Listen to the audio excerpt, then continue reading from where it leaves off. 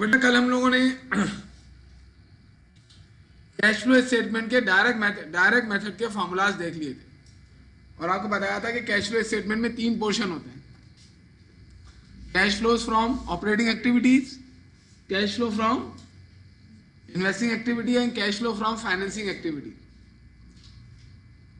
आज हम cash flow बनाएंगे तो उसमें तीनों पोर्शंस की वजह से कैश का इनफ्लो या आउटफ्लो जो है वो हम कंप्यूट करेंगे।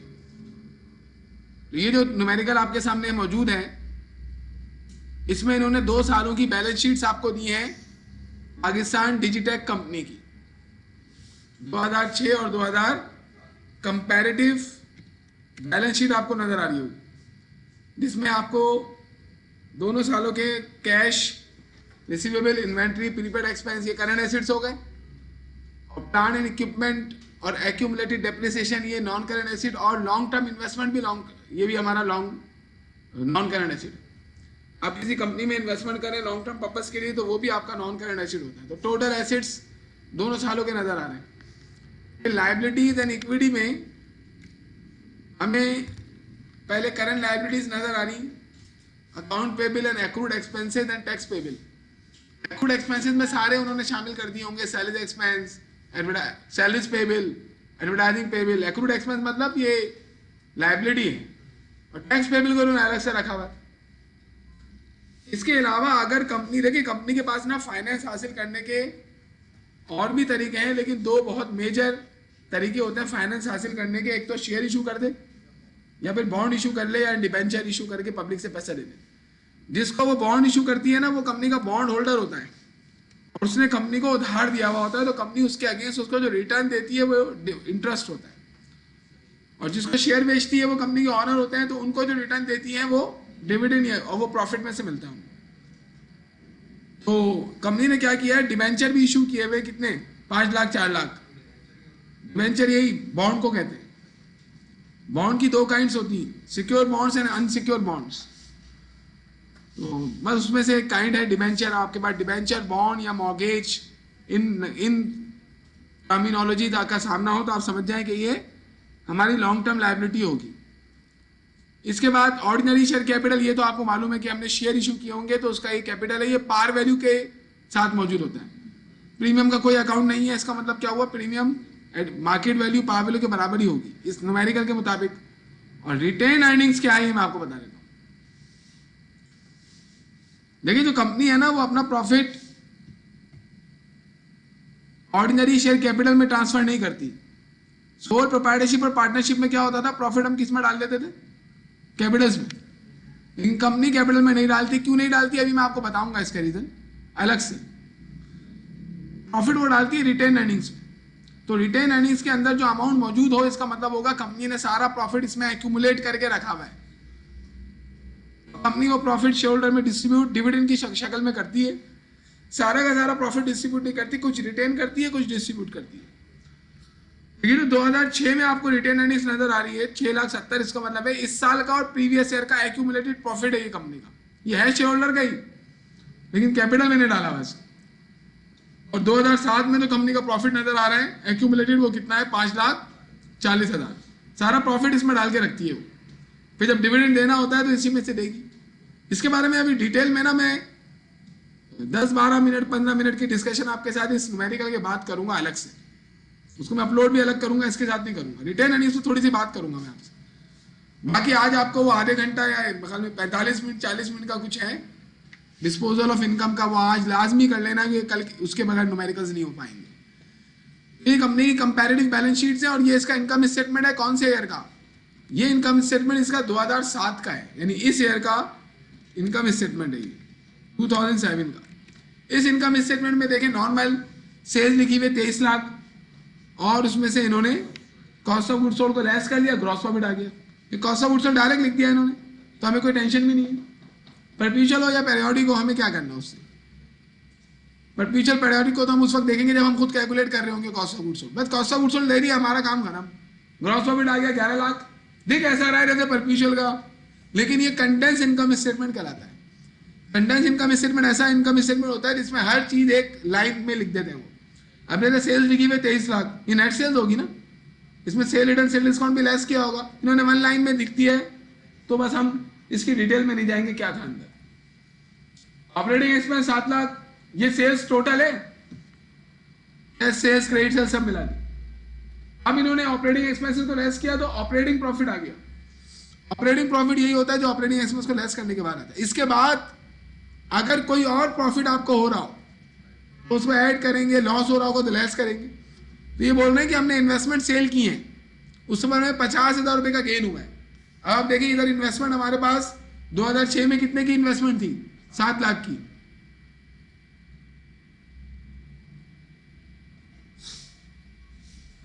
दो मिनट,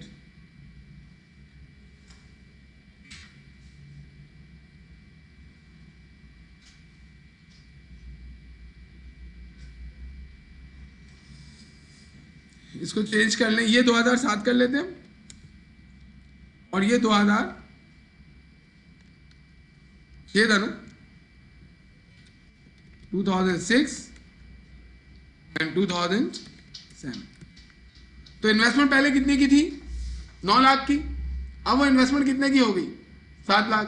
तो इसका मतलब है 2 लाख की इन्वेस्टमेंट क्या हो गई, कम हो गई।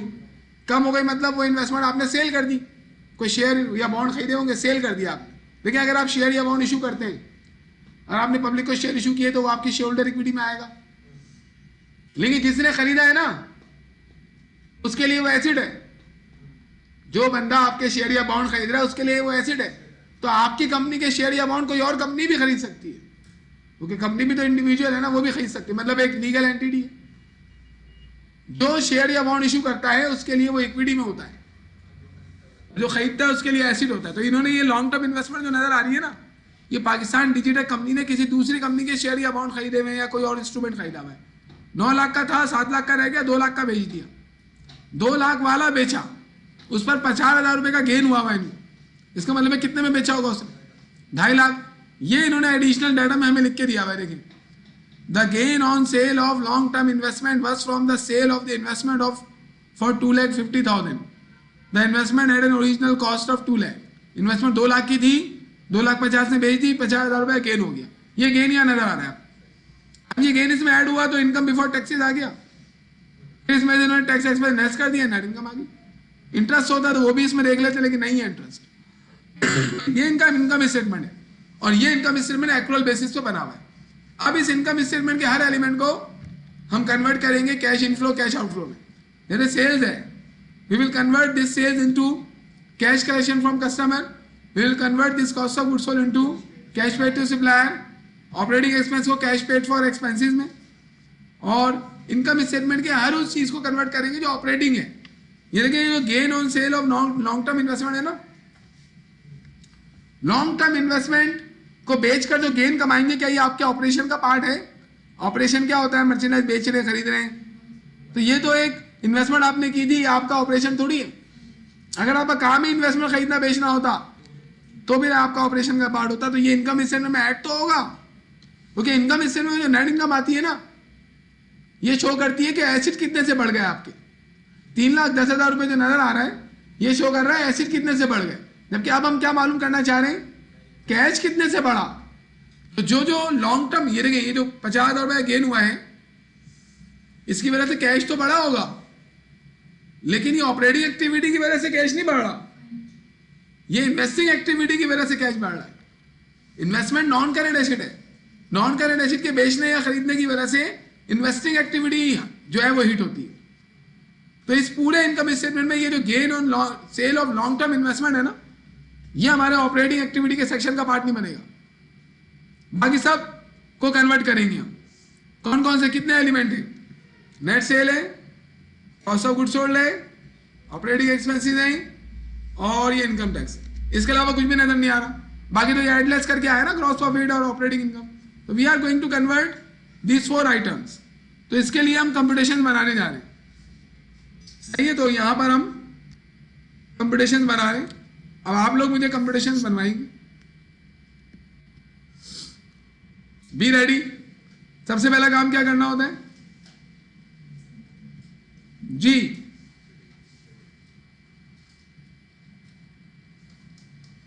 भाई डायरेक्ट मेथड से काम कर रहे हो ना, सबसे पहले क्या करोगे, कंप्यूटेशंस में आप पहला कंप्यूटेशन बनाओगे कैश कलेक्शन फ्रॉम कस्टमर। जो जो आपको कल बताया था, अभी जैसे जैसे आप आगे बढ़ते चले जाएंगे, इसमें कैश फ्लो स्टेटमेंट में चीजें आसान भी हो सकती हैं आपके लिए, मुश्किल भी, डिपेंड करता है आप कितनी अच्छी तरीके से पढ़ रहे हैं। क्या फार्मूला था, कैश कलेक्शन फ्रॉम कस्टमर। जितना ज्यादा आप इंटरेस्ट लेके और मेहनत से पढ़ेंगे उतना आपको मजा आएगा इसमें और उतना आपको आसान लगेगा। ठीक, क्या था, नेट सेल्स। अब इसमें हमें ऐड करना है या लेस करना है, इसके लिए हम जाके अपने सवाल में देखते हैं, क्योंकि नेट सेल में रिसीवेबल का इंक्रीज लेस होता है, रिसीवेबल का डिक्रीज ऐड होता है। तो रिसीवेबल को देखो, 1,50,000 था, 2,10,000 हो गया, इंक्रीज हो गया ना, तो क्या करेंगे, लेस करेंगे। तो आप जाएंगे और यहां लिखेंगे इंक्रीज इन अकाउंट्स रिसीवेबल को लेस कर लो। ये हमारा टोटल फार्मूला बन गया। अब इसको पुट करके आंसर निकाल लें जी। नेट सेल्स कितनी थी, नेट सेल्स थी हमारी 23 लाख, और अकाउंट रिसीवेबल जो इंक्रीज हुआ है वो हुआ है 60,000 से। अच्छा, ये अकाउंट रिसीवेबल का इंक्रीज जो है ना, वो नेट रियलाइजेबल वैल्यू वाला लिया जाता है। यानी अगर अलाउंस ऑफ डेटर्स भी यहाँ होता तो हम पहले दोनों रिसीवेबल्स को नेट रियलाइजेबल वैल्यू में कन्वर्ट करते, फिर कंपेयर करते। ये जरा ख्याल कीजिएगा, अभी इसमें अलाउंस ऑफ डेटर्स नहीं है। फॉर एग्जाम्पल, इसका अलाउंस ऑफ डेटर्स होता 10,000, तो इसको बना देता मैं 1,40,000, इसका होता 20,000, इसको बना देता 1,90,000, 1,40,000 1,90,000 को कंपेयर कर लेता 50,000। ऐसे करना आप, यहाँ नहीं है तो बीच बीच में आपको सारी चीजें बताता चले जा रहा हूँ जो मेरे माइंड में आती रहेंगी। तो आप यहाँ पर इन चीजों को याद रखिएगा। कितना था, 23 लाख। 23 लाख में से लेस कर लेंगे कितना, 60,000 जी। क्या आंसर आ गया भाई, 22,40,000। यह हमारी आ गई कैश कलेक्शन फ्रॉम कस्टमर। एक फार्मूला हमने यूज कर लिया। अब इसके बाद दूसरा पहले फार्मूला लिख लो। क्या है हमारे पास दूसरा, कैश पेड टू सप्लायर। जब ये फार्मूलास हो जाएंगे ना तो सिर्फ प्रेजेंटेशन वाला काम रह जाएगा, बहुत आसानी है। Tell me, cash paid to supplier is equal to cost of goods sold. अब आगे हमें क्या लिखना है, इन्वेंट्री। तो इन्वेंट्री का इंक्रीज क्या होता है, ऐड होता है, और डिक्रीज लेस होता है। तो इसके लिए आप जाएंगे, पहले इन्वेंट्री को देखें, इन्वेंट्री को क्या हुआ, 4,30,000 था, 5 लाख हो गया, इंक्रीज हो गया, 70,000 से इंक्रीज हो गया। तो क्या करेंगे, ऐड। तो आप जाएंगे और लिखेंगे प्लस इंक्रीज इन इन्वेंट्री। अब पेबल को देखना पड़ेगा, अकाउंट पेबल को। अकाउंट पेबल 2,50,000 था, 2,60,000 हो गया, ये भी इंक्रीज हो गया, ये लेस होगा। तो लिखेंगे हम minus increase in accounts payable. अब आप इसको यूज कर लें फार्मूले को। कितना था हमारे पास, कॉस्ट ऑफ गुड्स सोल्ड कितना था, इसके लिए चाहिए 12 लाख, और इन्वेंट्री का इंक्रीज कितना है, 70,000। तो 12 लाख प्लस 70,000, और आई थिंक अकाउंट पेबल का जो डिक्रीज था, इंक्रीज था, वो 10,000 रुपए है। देखिए 50, 2,50,000 और 60, 10,000। आप क्या करेंगे, 10,000 इसमें से माइनस कर लेंगे। क्या आंसर आ गया, 12,60,000। तो 12,60,000 जो है ये आपका कैश पेड टू सप्लायर आ गया। 2 काम हो गए। फार्मूला याद है तो आसान है, और किसी और तरीके से निकाल सकते हैं तो वैसे भी निकाल सकते हैं। अब आप इनकम स्टेटमेंट में जाएंगे, इनकम स्टेटमेंट को आप कन्वर्ट करें ना कैश पेमेंट और कैश कलेक्शन में, तो 2 चीजें हो गई। ग्रॉस प्रॉफिट तो इनका माइनस करके आ रहा है, ऑपरेटिंग एक्सपेंसेस में हमारे पास 7 लाख रुपए हैं। अब इसका पूरा फार्मूला आप यहां लिखेंगे, क्या है, cash paid for expenses. Now क्या लिखेंगे formula, cash paid for expenses. अब लिखते रहे और देखते रहे। पहले सबसे पहले क्या आएगा, ऑपरेटिंग एक्सपेंसेस, इसमें से लेस होता है non cash expense. Non cash expense means depreciation. Depreciation हमें कैसे मिलेगा? डेप्रिसिएशन हमें मिलता है एक्यूमुलेटेड के डिफरेंस से।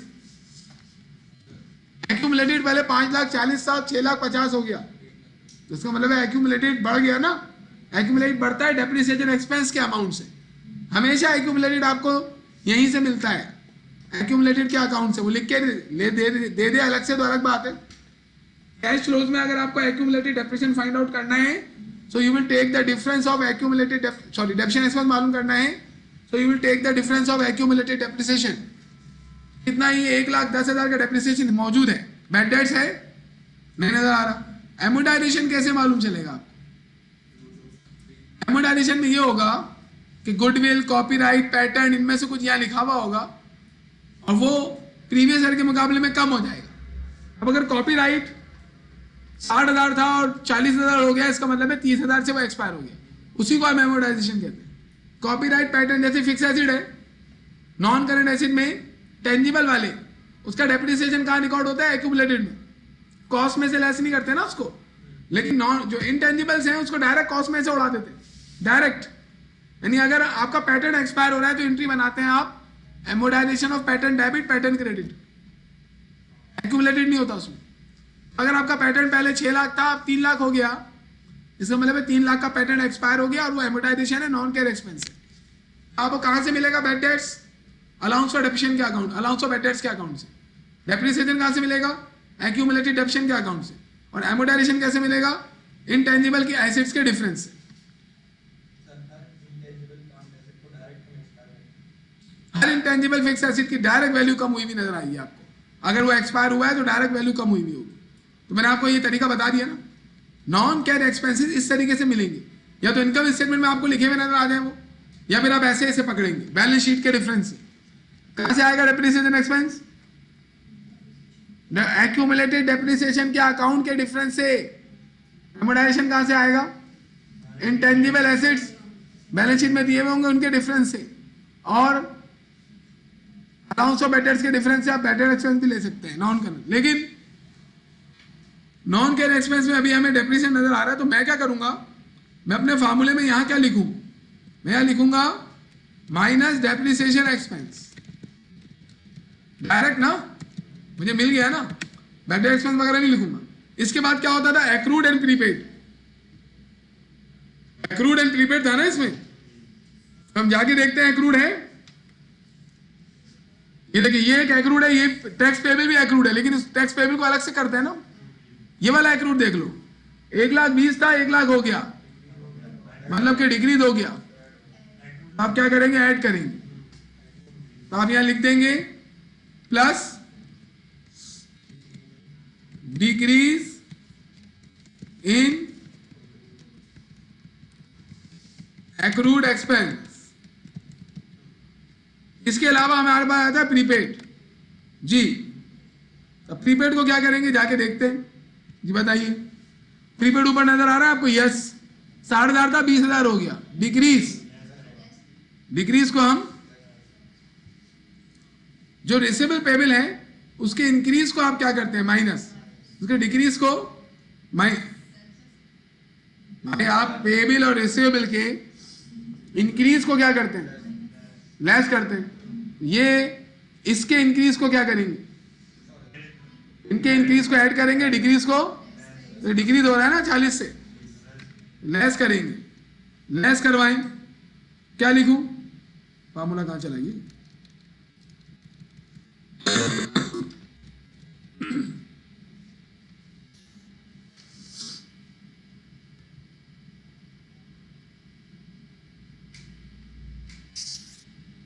जी भाई, क्या लिखूंगा मैं? Minus decrease in prepaid expenses. ये फार्मूलाज आपको देखें याद होने चाहिए। अब आप इसे अप्लाई कर दें। पहले आप ले लेंगे ऑपरेटिंग एक्सपेंसेस। कितने ऑपरेटिंग एक्सपेंसेस हैं आपके पास? ये इनकम स्टेटमेंट में नजर आएगा जी, 7 लाख। अब 7 लाख में डेप्रिसिएशन 1,10,000 आपको यहां से माइनस करके मिल गया था एक्यूमुलेटेड से, तो आप क्या लिखेंगे? 7 लाख जी। बताओ जल्दी जल्दी यार। डेप्रिसिएशन क्या करूं? माइनस 1,10,000 और प्लस एक्रूड एक्सपेंस का डिक्रीज। एक्रूड एक्सपेंस कितने में डिक्रीज होता है? 20,000 से, और प्रीपेड भी 20,000 से, दोनों 20,000 है, 40 है, 40 है। तो इसको कर दो 20 से प्लस और इसको माइनस कर दो 40 से। क्या आंसर आ रहा है? 5,70,000। ये हमारा कैश पेड फॉर एक्सपेंसेस आ गया। अब एक चीज रह गई, इनकम स्टेटमेंट में जाएंगे, वहां से मालूम चलेगा। इनकम स्टेटमेंट में gain on sale of long term investment, इसका ताल्लुक ऑपरेटिंग एक्टिविटी से होता ही नहीं है, इसका ताल्लुक इन्वेस्टिंग एक्टिविटी से, इसको हटा देंगे। अब बच गया सिर्फ टैक्स एक्सपेंस, इसको कन्वर्ट करेंगे टैक्स पेड में। तो क्या फॉर्मूला था? लास्ट आइटम आ रहा है, इंटरेस्ट होता तो इंटरेस्ट का भी कंप्यूटेशन बन जाता, कमीशन इनकम फी इनकम होता उसका भी बनता। 6 थे ना टोटल, नहीं है इसमें। टैक्सेस पेड, टैक्सेस पेड का फॉर्मूला क्या है? Taxes paid is equal to tax expense. हाँ, अब इसमें माइनस प्लस करना है। आप जाके देखेंगे तो टैक्सेस पेबल की लायबिलिटी 4,90,000 थी, 4,90,000 ही है, नो चेंज। इसका मतलब ये हुआ कि टैक्स एक्सपेंस का जो अमाउंट है 1,40,000 वो ही आ जाएगा। तो कोई ना प्लस करेंगे ना माइनस, आप ये लिख रहे हैं कि भाई tax expense, tax paid is equal to tax expense, यानी कि 1,40,000 पेमेंट उसके बराबर है। तो करते हैं ना जो होता बेटा। अगर ये फॉर एग्जाम्पल 4,90,000 था और ये 5,00,000 हो जाता तो लायबिलिटी इंक्रीज हो रही है, माइनस कर देते। 4,90,000 है और ये 4,00,000 हो जाता तो ऐड कर लेते, लेकिन नहीं हुआ ना कुछ भी। इसका मतलब है पुरानी लायबिलिटी पूरी पे नहीं हुई भी, और इस दफा की जो एक्सपेंस आया है सिर्फ वही पे किया हमने। होगी कहानी, सारे आपने कन्वर्ट कर लिए। इनकम स्टेटमेंट के हर एलिमेंट को आपने कन्वर्ट कर लिया, किसमें? कैश पेमेंट में। इसमें देखें, ये जो आपने कंप्यूट किया है ना अभी, इसमें पहला वाला कैश इनफ्लो है, कैश कलेक्शन हुई है, दूसरी वाली भी पेमेंट है, तीसरी वाली भी पेमेंट है, चौथी वाली भी पेमेंट है। अब इसकी मदद से हम कैश फ्लो स्टेटमेंट यहाँ ऊपर बनाएंगे, और यहाँ लिखा हुआ क्या है? Direct method. You are making cash flow statement first time. 7-8 cash flows जब मैं बनवा दूंगा, उसके बाद फिर आप कैश फ्लोज को मतलब आपके हाथ में आना शुरू होगा कैश फ्लो। अभी तो पहला कर रहे हैं हम।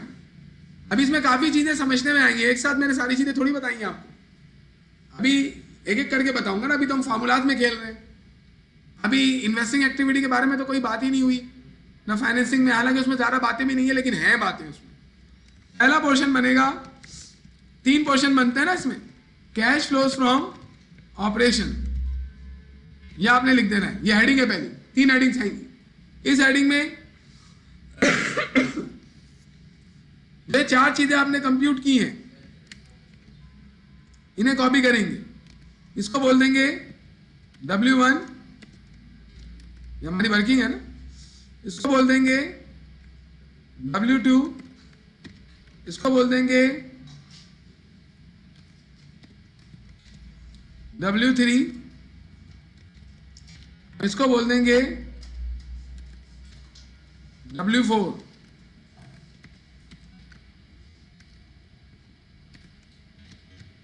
अब आप क्या करेंगे? आप जाएं और इन चारों को लिख दें। क्या क्या थे? कैश कलेक्शन फ्रॉम कस्टमर और कैश, माइनस प्लस नहीं लिखेंगे आप इसमें, लेस ऐड नहीं लिखेंगे, डायरेक्ट अमाउंट में ब्रैकेट और ब्रैकेट लगाएंगे। कैश पेड टू सप्लायर, ये माइनस होता है ना भाई, और कैश पेड फॉर एक्सपेंसेस और taxes paid, cash paid for taxes. अब इन सबके डब्ल्यू भी तो लिखने थे। इसका क्या है? W1, इसका क्या है? W2, इसका क्या है? W3, और इसका क्या है? W4। ये डायरेक्ट मेथड कहलाता है। इनडायरेक्ट मेथड में ना कंप्यूटेशन नहीं बनाते आप, ये वाले उसमें डायरेक्ट काम हो जाता है। तो बच्चा बोला सर वही पढ़ा देते आप, कंप्यूटेशन पढ़ा रहे हैं आप फजूल में। वो डायरेक्ट वाला काम कंप्यूटेशन से ही सीखेंगे आप। और पेपर में क्या आएगा? जब आप पेपर के वक्त पता चलेगा, वो आपको दे दे डाटा बोले डायरेक्ट मेथड से कैश फ्लोज बना के दिखा दो। और आपने तो इनडायरेक्ट मेथड से पढ़ा होगा तो फिर प्रॉब्लम हो जाएगी ना। अब आप ये सारे अमाउंट लिख लें। 22,40,000 कैश कलेक्शन हुई है ना, इसको पॉजिटिव लिखेंगे, 22,40,000 पॉजिटिव। फिर ये 12,60,000 कैश पेड टू सप्लायर है, नेगेटिव, माइनस 12,60,000। उसके बाद 5,70,000 कौन से मच्छर, हाँ अमाउंट उठा रहे हैं ना यहाँ से हम, 22,40,000, 12,60,000 ये हमने यहाँ कैलकुलेट किए हुए, वहां उसका रेफरेंस दिया हुआ है। 5,70,000 से कैश का आउटफ्लो होगा, तो आप लिख देंगे 5,70,000 से कैश का आउटफ्लो हो रहा है। इसके बाद 1,40,000 से कैश का आउटफ्लो हो रहा है नीचे टैक्सेस का, माइनस 1,40,000। ये हमारा कैश फ्लो फ्रॉम ऑपरेशन का सेक्शन कंप्लीट हो गया। अब ओवरऑल कैश का इनफ्लो हुआ है, आउटफ्लो हुआ है, इसको माइनस कर लो तो पॉजिटिव अमाउंट आ रहा है ना। 22,40,000 जो कैश का इनफ्लो हुआ है वो तीनों आउटफ्लो से ज्यादा है, तो उसको हम बोल देंगे कैश इनफ्लो फ्रॉम ऑपरेशंस या cash inflow from operating activities, दोनों बोल सकते हैं। ये पहला पोर्शन कंप्लीट हो गया। अब बनेगा दूसरा portion, cash flow from investing activity. तो इन्वेस्टिंग एक्टिविटी में देखें आप जाके ना फिक्स एसेट को एनालाइज करेंगे। इन्वेस्टिंग में सिर्फ फिक्स एसेट को देखते हैं आप। एक और चीज होती है जो कि इन्वेस्टिंग में आ सकती है, वो आगे जाके मैं बताऊंगा। अभी फिलहाल ये याद रखें, इन्वेस्टिंग में सिर्फ फिक्स एसेट का परचेज और सेल आएगा बस। अब आप प्लांट एंड इक्विपमेंट को देखें, प्लांट एंड इक्विपमेंट 14 लाख की थी 2006 में, कितने की हो गई 19 लाख की। इसका मतलब प्लांट एंड इक्विपमेंट आपने खरीदी है तो कैश का आउटफ्लो हुआ हो, हम लिखेंगे purchase of plant and equipment, तो माइनस में दिखाएंगे हम। इसके अलावा लॉन्ग टर्म इन्वेस्टमेंट 9 लाख की थी, 7 लाख की हो गई, ये आपने बेची है लेकिन इससे इनफ्लो हुआ है। लेकिन कितना इनफ्लो हुआ है, 2 लाख नहीं हुआ है, 2.5 लाख हुआ है। वही तो है मसला। यही एक पॉइंट है जो आपको यहां पे याद रखना है कि नॉन करेंट एसेट अगर परचेज हुआ हो तो परचेज में अगर आपने जितना कैश दिया है ना, अगर ये नॉन करेंट एसेट जो प्लांट एंड इक्विपमेंट है, बोलो पढ़ रहा हूं अभी तो छोड़ दो, उसी की बात कर लो।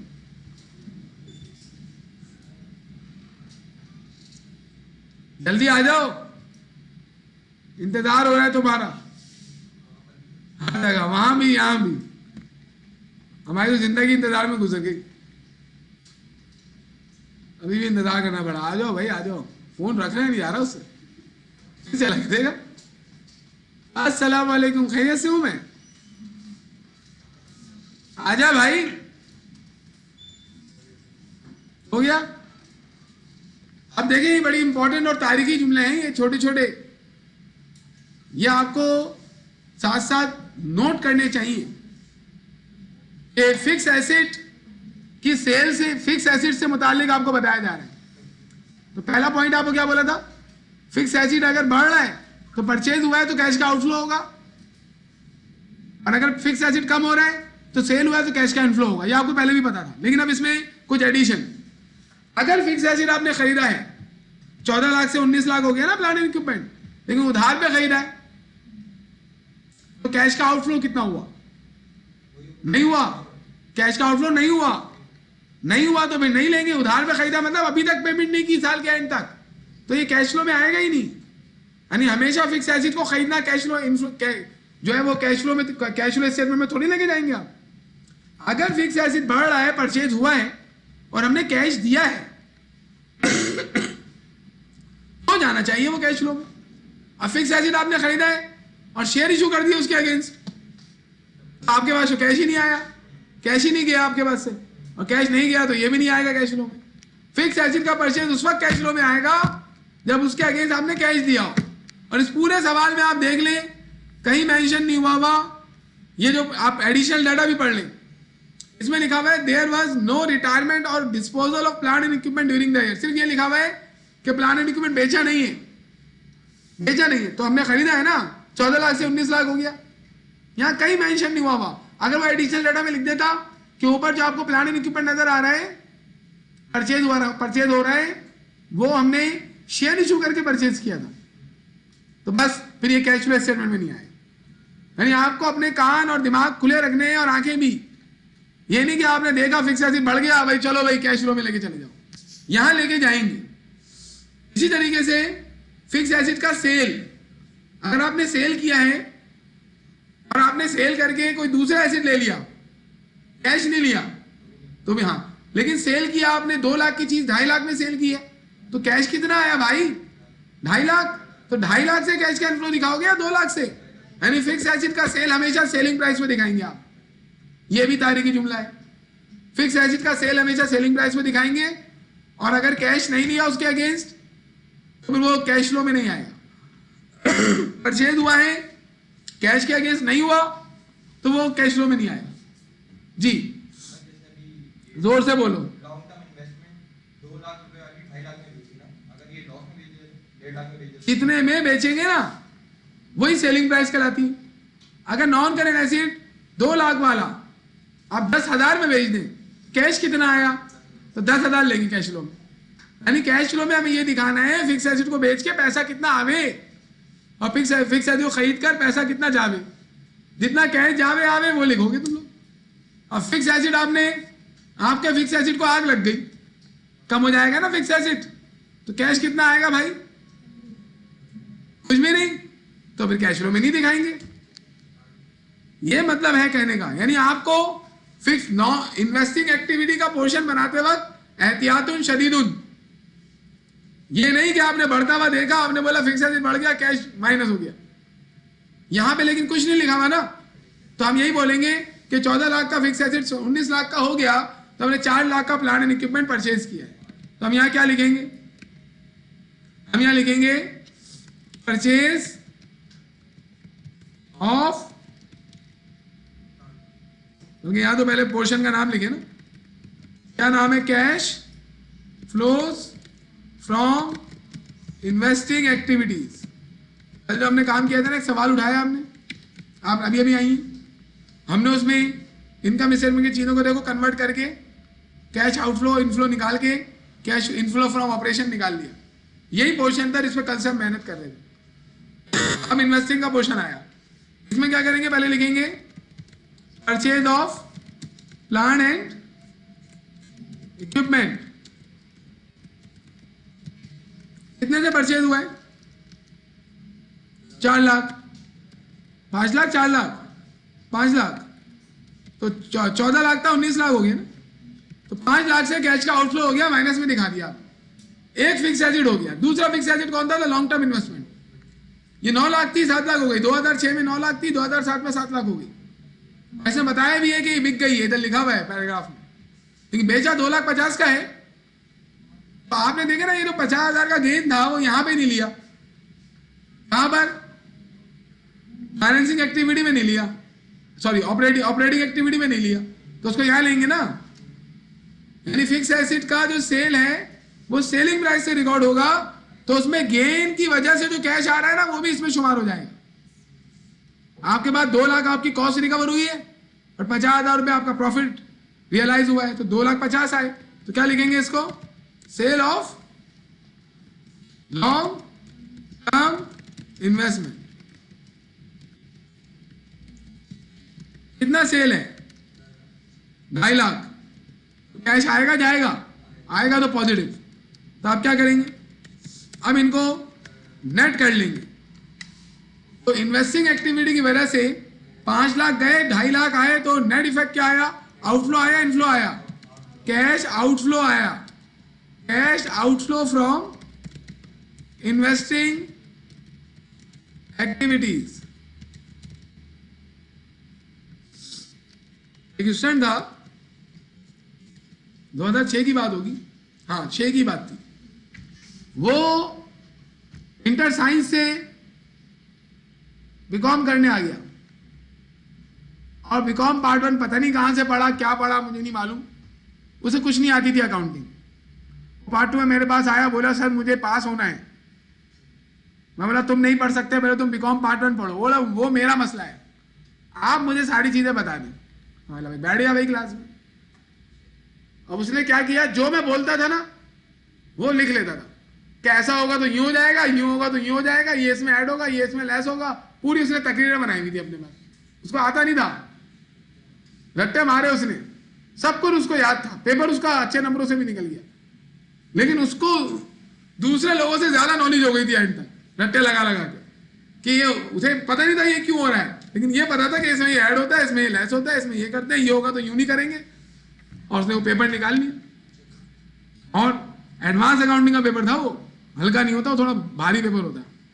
बहरहाल कहने का मतलब ये है कि ये छोटी छोटी बातें कैश फ्लो में बहुत इंपॉर्टेंट है।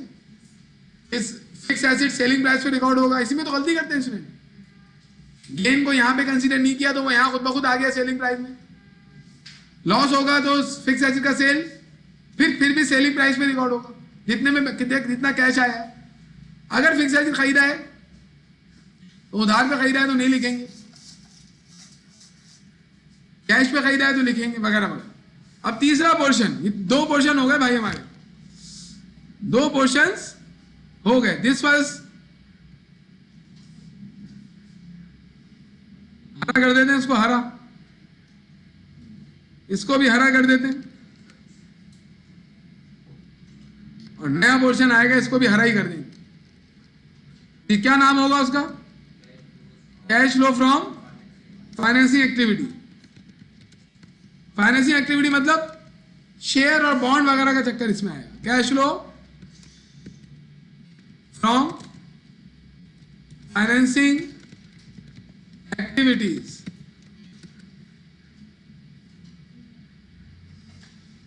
तो जब मैं पढ़ता था ना, मैं भी इस तरीके से नोटिंग किया करता था। मेरे रजिस्टर में हर टॉपिक की नोटिंग हुई भी होती थी। तो एक दिन मेरे टीचर ने मेरा रजिस्टर ले लिया और वो हंस रहे हैं, वो बोले इससे क्या होगा? मैंने बोला सर क्या मतलब? तो उन्होंने बोला किताब पढ़ा करो। मैं बोला सर मतलब? बोले वो किताब पढ़ा करो। छोड़ दिया उन्होंने, उससे आगे बात नहीं की, अपना पढ़ाने लग गए। तो किताब में ज्यादा चीजें होती हैं, तो बुक अभी तो आप पढ़ रहे हैं ना, इसके बाद आपको बुक रीड करनी चाहिए, आपको बहुत सारी चीजें मिलेंगी, आगे वाली हेल्प भी मिलेगी। छोड़ें, अब आ जाए फाइनेंसिंग एक्टिविटी में। फाइनेंसिंग एक्टिविटी में हमारे पास देखिए, हमने ये पूरा कवर कर लिया है, पूरा कवर हो चुका है। अब फाइनेंसिंग एक्टिविटी में आ जाए, मैं जो जो बता रहा हूं वैसे वैसे किया करो। फाइनेंसिंग एक्टिविटी में सिर्फ शेयर होल्डर इक्विटी को देखेंगे और उसमें इस रिटेन अर्निंग्स को नहीं देखेंगे। रिटेन अर्निंग्स को क्यों नहीं देखेंगे? क्योंकि रिटेन अर्निंग्स में जाता है प्रॉफिट, और हम इनकम स्टेटमेंट का काम पहले ही कर चुके। तो रिटेन अर्निंग्स का काम एक कैश फ्लो में कैश को नहीं छेड़ना, यानी कैश को नहीं देखना है आपको, क्योंकि कैश ही तो कंप्यूट कर रहे हैं हम, इसको इग्नोर करना है। और दूसरा रिटेन अर्निंग्स का जो टाइटल है ना, फिलहाल इसको इग्नोर करना है। अब आ जाए, अब क्या बचा? डिबेंचर पेबल और ऑर्डिनरी शेयर कैपिटल। ये लॉन्ग टर्म लायबिलिटी है और ये शेयर होल्डर इक्विटी का शेयर कैपिटल है। इसमें देखें आप, पहले कितने की लायबिलिटी थी? 4 लाख की।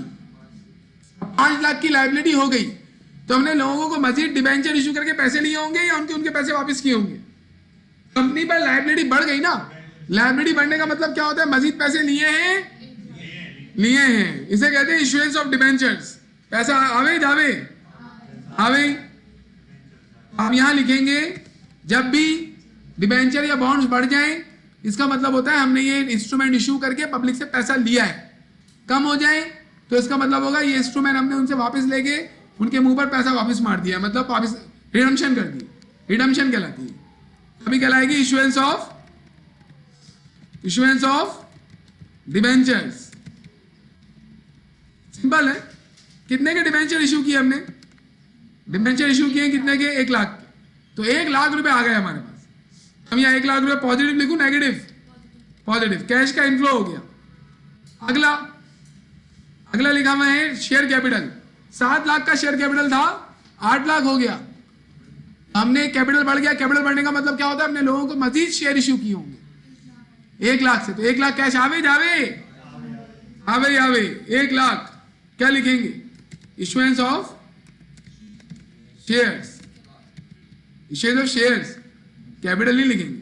कैपिटल वहां पे लिखेंगे जब आप कैपिटल का अकाउंट क्रेडिट कर रहे होंगे। 1 लाख। ये हमारे पास ये हो गया। लॉन्ग टर्म लायबिलिटी भी होगी, शेयर होल्डर इक्विटी भी होगी। कल बताया था फाइनेंसिंग में 2 चीजें आती है। अब एक तारीखी जुमला और सुन लें आप, जिसको स्टूडेंट छोड़ देते हैं, वो क्या है? वो ये है कि आपके पास जो डिविडेंड होता है ना, कैश डिविडेंड, वो देना भी फाइनेंसिंग एक्टिविटी होती है। कैश डिविडेंड देना भी फाइनेंसिंग एक्टिविटी होती है। तो इसको भी लेके जाते हैं यहाँ पे, और यहाँ पर इन्होंने बताया है कि कितना डिविडेंड पे हुआ है। ये देखें, ये लिखा हुआ 1,80,000 का डिविडेंड डिक्लेयर भी हो गया, पे भी हो गया। अब मुझे बात बताओ, अगर डिविडेंड डिक्लेयर हो लेकिन पे ना हो तो क्या कैश जाएगा हमारे पास से? नहीं, तो फिर नहीं लिखेंगे। डिविडेंड पे हो गया, अभी डिविडेंड की सारी कहानी आज तुम लोग पढ़ोगे उन लेक्चर में। कैश डिविडेंड क्या होता है, स्टॉक डिविडेंड क्या होता है, कैसे देते हैं, क्या एंट्रीज बनती है, सब उसमें आज आप लाजमी कर लीजिएगा। मैक्सिमम 40 मिनट का लेक्चर हो, लाजमी आज कर लीजिएगा। वो मैंने आज कर दिया है, आने से पहले मैं वही कर रहा था, तभी मैं लेट हो गया। 1,80,000 का डिविडेंड दिया है तो कैश चला जाएगा ना, उसको यहां लिखते हैं। क्या लिखेंगे आप? Payment of cash dividend, payment of cash dividend. Cash dividend देने से कैश चला गया, कितना? 1,80,000, तो माइनस प्लस माइनस 1,80,000। ये 3 चीजें लेनी होती है। स्टूडेंट इसमें बॉन्ड भी ले जाता है, शेयर भी ले जाता है, डिविडेंड उससे रह जाता है। डिविडेंड नहीं छोड़िएगा, वजह डिविडेंड यहां लिखा हुआ नहीं होता ना बैलेंस शीट्स में, तो उसे नजर नहीं आता। डिविडेंड अलग से ढूंढना पड़ेगा, आप लाजमी ढूंढिएगा उसको। आइए, अब मुझे बताएं नेट क्या हुआ। 2 लाख रुपए आए, 1,80,000 रुपए चले गए। ओवरऑल इफेक्ट ये आया कि 20,000 से कैश का इनफ्लो हो गया। इसे क्या कहेंगे? Cash inflow from financing activities.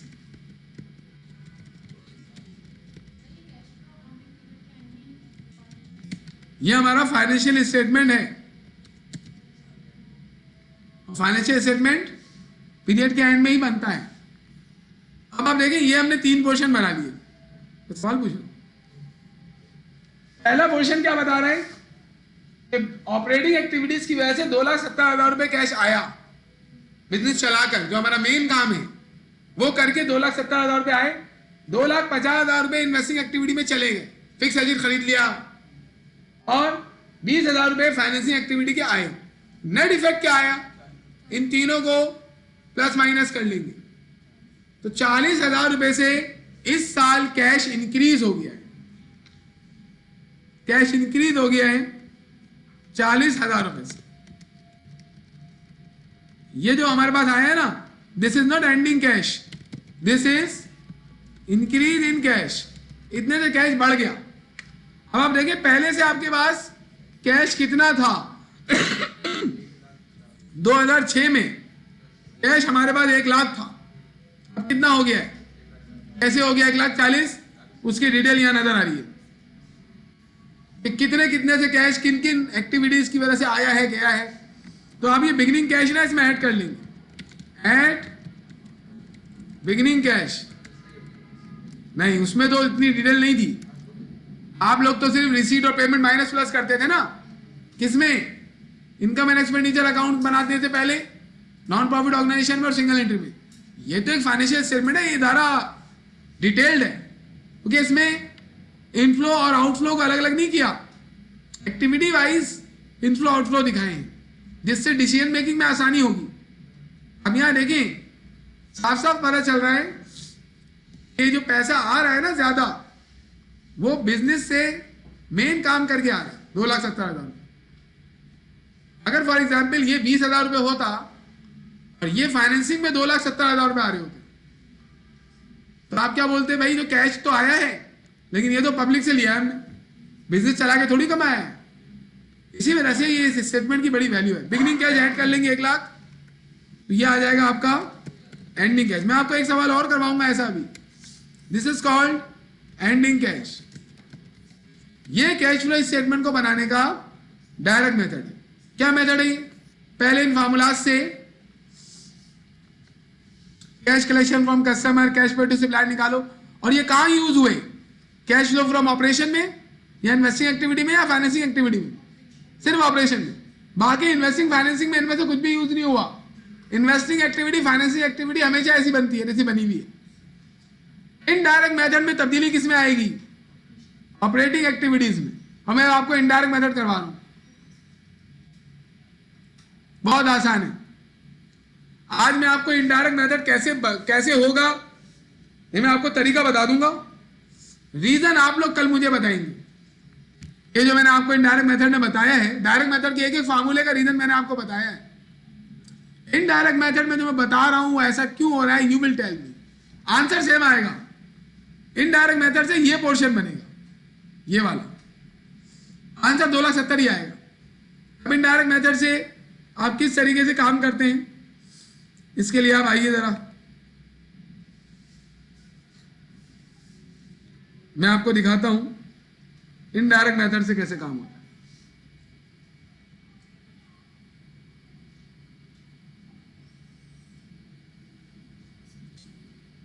ये देखें, ये इनडायरेक्ट मेथड का फॉर्मेट है। यानी अगर आप इनडायरेक्ट मेथड से काम कर रहे हैं तो आप ये काम करेंगे।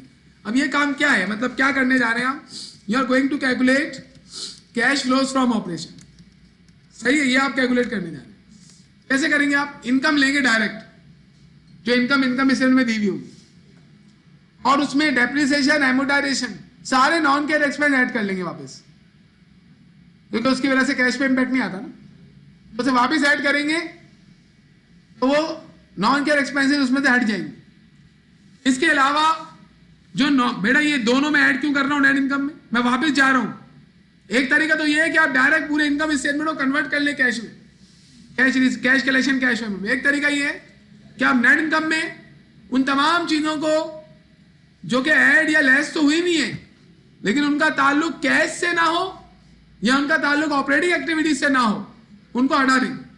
यानी कि इनकम स्टेटमेंट के अंदर कोई ऐसी चीज ऐड या लेस हुई भी है जिसकी वजह से कैश आता जाता नहीं है, तो वो लेस हुई है तो ऐड कर लो, ऐड हुई है तो लेस कर लो, तो उसका इफेक्ट एलिमिनेट हो जाएगा। इनकम स्टेटमेंट नहीं बना रहे हम क्या निकाल रहे हैं, कैश फ्लोज फ्रॉम ऑपरेशन।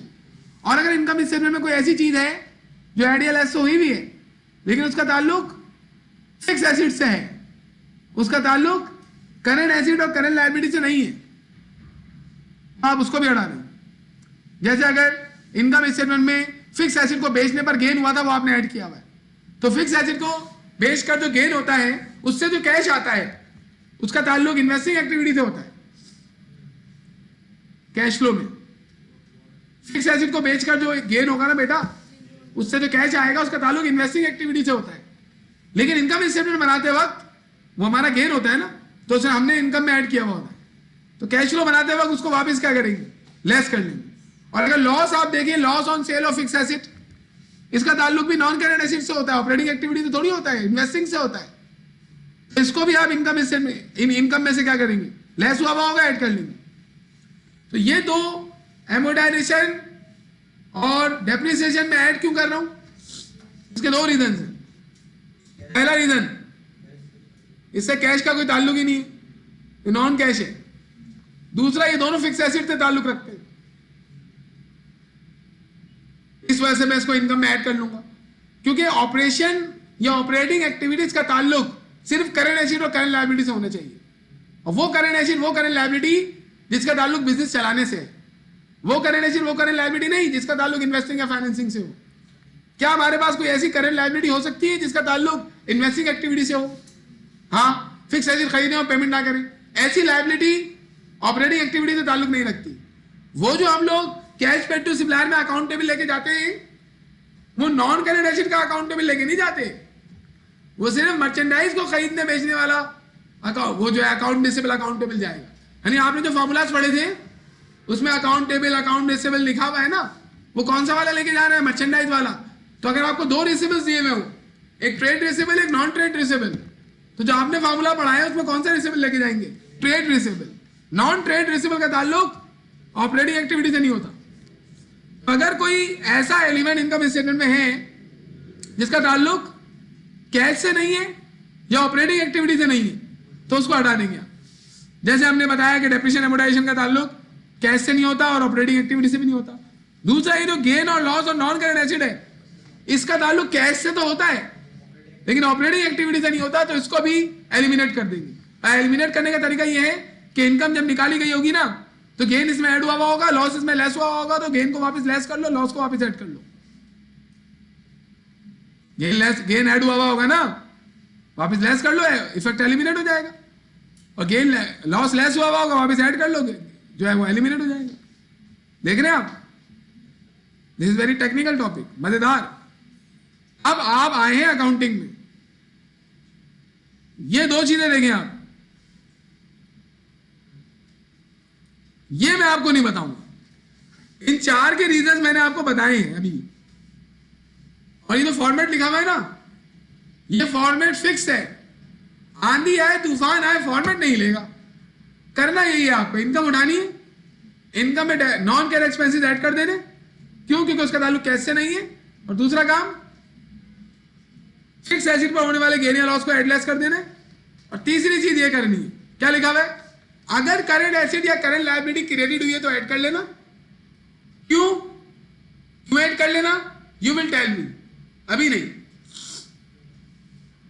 अगर current asset current liability debit हो रही है तो लेस कर लेना, ये लिखा हुआ है।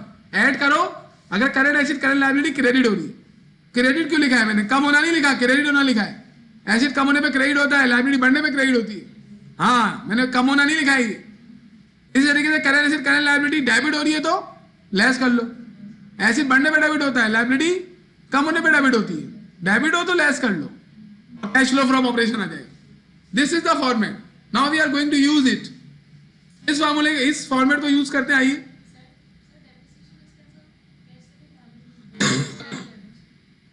डेप्रिसिएशन एक्सपेंस का कैश से कोई ताल्लुक नहीं है तो ऐड क्यों कर रहे हैं?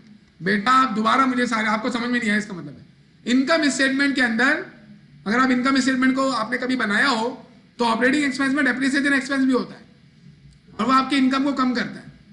इनकम को कम करने का मतलब है वो बता रहा होता है कि इतने से मेरे एसेट कम हुए, और यहां पर आप कैश का कमी निकाल रहे हो। तो डेप्रिसिएशन एक्सपेंस की वजह से एसेट तो कम होते हैं लेकिन कैश तो कम नहीं होता ना। तो इनकम निकालते वक्त हमने इसको लेस किया हुआ होता है, इसको वापस ऐड इस वजह से कर रहे हैं। चलिए मैं आपको और डिटेल में बताता हूं, अगर आप सुनने की सकत रखते हैं। अगर आप इनकम स्टेटमेंट को पूरा देखें तो पहला रेवेन्यू का पोर्शन है, सेल्स वगैरह, वो जो पोर्शन है ना उसकी वजह से 99% कैश या कोई करंट एसेट बढ़ रहा होता है। कैश बढ़ेगा या रिसीवेबल बढ़ेगा? सेल्स के पोर्शन, रेवेन्यू के पोर्शन से, कॉस्ट ऑफ गुड्स सोल्ड के पोर्शन से आपका कोई ना कोई करंट एसेट कम हो रहा होता है या करंट लायबिलिटी बढ़ रही होती है। करंट एसेट कम हो रहा होता है या करंट लायबिलिटी बढ़ रही होती है। पेमेंट नहीं की तो लायबिलिटी बढ़ेगी, करंट लायबिलिटी। पेमेंट कर दी तो करंट एसेट कम होगा। मैं बताना क्या चाह रहा हूं और से देखिए आप, ऑपरेटिंग एक्सपेंसेस में जितने भी एक्सपेंसेस हैं, जैसे सैलरी एक्सपेंस है, सैलरी एक्सपेंस, इसकी वजह से या तो कैश कम हो जाएगा या करंट लायबिलिटी बढ़ेगी। इनकम स्टेटमेंट के जितने भी एलिमेंट्स हैं वो करंट एसेट करंट लायबिलिटी में इंपैक्ट डालते हैं। करंट एसेट करंट लायबिलिटी में जो चीजें इंपैक्ट डालती है ना, अगर वो ऑपरेटिंग एक्टिविटी से ज्यादातर ताल्लुक रखती है, ज्यादातर। लेकिन मुझे पता है डेप्रिसिएशन जब होता है तो इनकम स्टेटमेंट में तो आता है, लेकिन उसकी वजह से कोई करंट एसेट या करंट लायबिलिटी चेंज होती है। क्या बनती है डेप्रिसिएशन की entry? Depreciation expense debit, allowance for depreciation credit, जिससे फिक्स एसेट कम होता है। करंट एसेट या करंट लायबिलिटी उससे तब्दीली नहीं होती। और ऑपरेटिंग एक्टिविटी का ताल्लुक purely current asset current liability से होता है। इसी वजह से हम डेप्रिसिएशन को इनकम स्टेटमेंट में जो लेस हुआ होता है ना, क्योंकि इनकम स्टेटमेंट बनाने का मकसद कैश का इंक्रीज डिक्रीज निकालना नहीं था। इनकम स्टेटमेंट बनाने का मकसद इनकम स्टेटमेंट बनाने का मकसद इनकम निकालना था। अजीब सी बात कर दी आपने, ये तो सबको पता है। इनकम स्टेटमेंट बनाने का मतलब एसेट का इंक्रीज या डिक्रीज निकालना था कि हमारा एसेट कितने से बढ़ गया या कम हो गया। जबकि कैश फ्लो बनाने का मकसद, कैश फ्लो फ्रॉम ऑपरेशन बनाने का मकसद हमारा यह है, हमें मालूम करना चाहते हैं ऑपरेटिंग एक्टिविटी से कैश कितना बढ़ गया। आप देखें कितना लिमिटाइज कर दिया हमने अपने आप को, कैश पे इंपैक्ट देख रहे हैं। और ऑपरेटिंग एक्टिविटी की वजह से कैश पर वो चीजें इंपैक्ट डालती हैं जो करंट एसेट करंट लायबिलिटी पर इंपैक्ट डालती है। तो डेप्रिसिएशन इनकम स्टेटमेंट में यूज होता है, हमारी इनकम को कम करता है। लेकिन अगर हम कैश फ्लोज निकालना चाह रहे हो तो इसके इफेक्ट को हम एलिमिनेट इस वजह से कर रहे हैं क्योंकि इसकी वजह से कोई करंट एसेट करंट लायबिलिटी पे इंपैक्ट नहीं आता, ना कैश में इंपैक्ट आता है। तो हम इसके इफेक्ट को एलिमिनेट करने के लिए वापस ऐड कर रहे हैं इसको। इस पर गौर फिक्र करिएगा। हर वो चीज जो इनकम स्टेटमेंट में आती हो और ऐसे करंट एसेट और करंट लायबिलिटी पे इंपैक्ट डालती हो जो कि ऑपरेटिंग एक्टिविटी से ताल्लुक रखते हैं, वो हम इनकम में छोड़ देंगे। अरे सेल्स है, सेल्स भी इनकम में होगी ना, उसको मैं एलिमिनेट नहीं कर रहा हूं, ना ऐड कर रहा हूं ना लेस कर रहा हूं, उसे रहने दे रहा हूं। कॉस्ट ऑफ गुड्स सोल्ड को नहीं छेड़ रहा। ये इन दोनों को मैंने क्यों हटाया? क्योंकि इसकी वजह से कैश पे इंपैक्ट नहीं आता, इसकी वजह से फिक्स एसेट कम होते हैं। लेकिन इनकम से मैंने क्यों लिया था इसको? क्योंकि मैं एसेट की कमी या इजाफा निकाल रहा था, तो उसमें फिक्स एसेट भी आते हैं। लेकिन यहां तो मैं कैश की कमी इजाफा निकाल रहा हूं, तो ये तो कैश में ना कमी करते ना इजाफा, तो इनको मैं इसी वजह से वापस ऐड कर लूंगा। और ये दोनों गेन की वजह से कैश बढ़ता है, लेकिन फिक्स एसेट का जो गेन की वजह से कैश आता है वो ऑपरेटिंग एक्टिविटी से ताल्लुक नहीं रखता। और अभी यहां पे ऑपरेटिंग लिखा हुआ है, तो जो कैश बढ़ता है ना फिक्स एसेट को बेचने की वजह से, गेन जो होता है गेन, उसको मैं इन्वेस्टिंग में लूंगा ना, इन्वेस्टिंग एक्टिविटी में। ये ऑपरेटिंग एक्टिविटी का पोर्शन है, यहां से हटा दूंगा मैं। अब अगर मैं फिक्स एसेट का सेलिंग प्राइस इन्वेस्टिंग एक्टिविटी में सेलिंग प्राइस से लिखूं तो उसमें तो गेन भी है। अब अगर मैं इस इनकम में जो गेन ऐड हुआ उसे भी ऐड रहने दूं और उसको भी सेलिंग प्राइस पे ले लूं, तो डबलिंग हो गई ना। देखिए ये इनकम स्टेटमेंट है ना, इनकम के अंदर गेन ऐड हुआ होता है यार। फिक्स एसेट को सेल करने पर जो गेन होता है ना, वो इनकम में ऐड हुआ होता है। इनकम इसे बनाते हुए ऐड कर लेते हैं हम। अब उसको मैं यहां से क्यों हटा रहा हूं गेन को वापस? क्योंकि जब मैं सेल लूंगा ना फिक्स एसेट का, तो उसको जब मैं सेलिंग प्राइस में लिखूंगा तो उसमें गेन ऑलरेडी होगा। अब अगर मैं इस गेन को यहां से नहीं हटाऊं और सेलिंग प्राइस पर सेल ले लूं, तो गेन इधर भी आ जाएगा, ऊपर भी आ जाएगा, तो फिर तो गलत होगा ना काम। गेन को 2 दफा कंसीडर कर लोगे तुम लोग।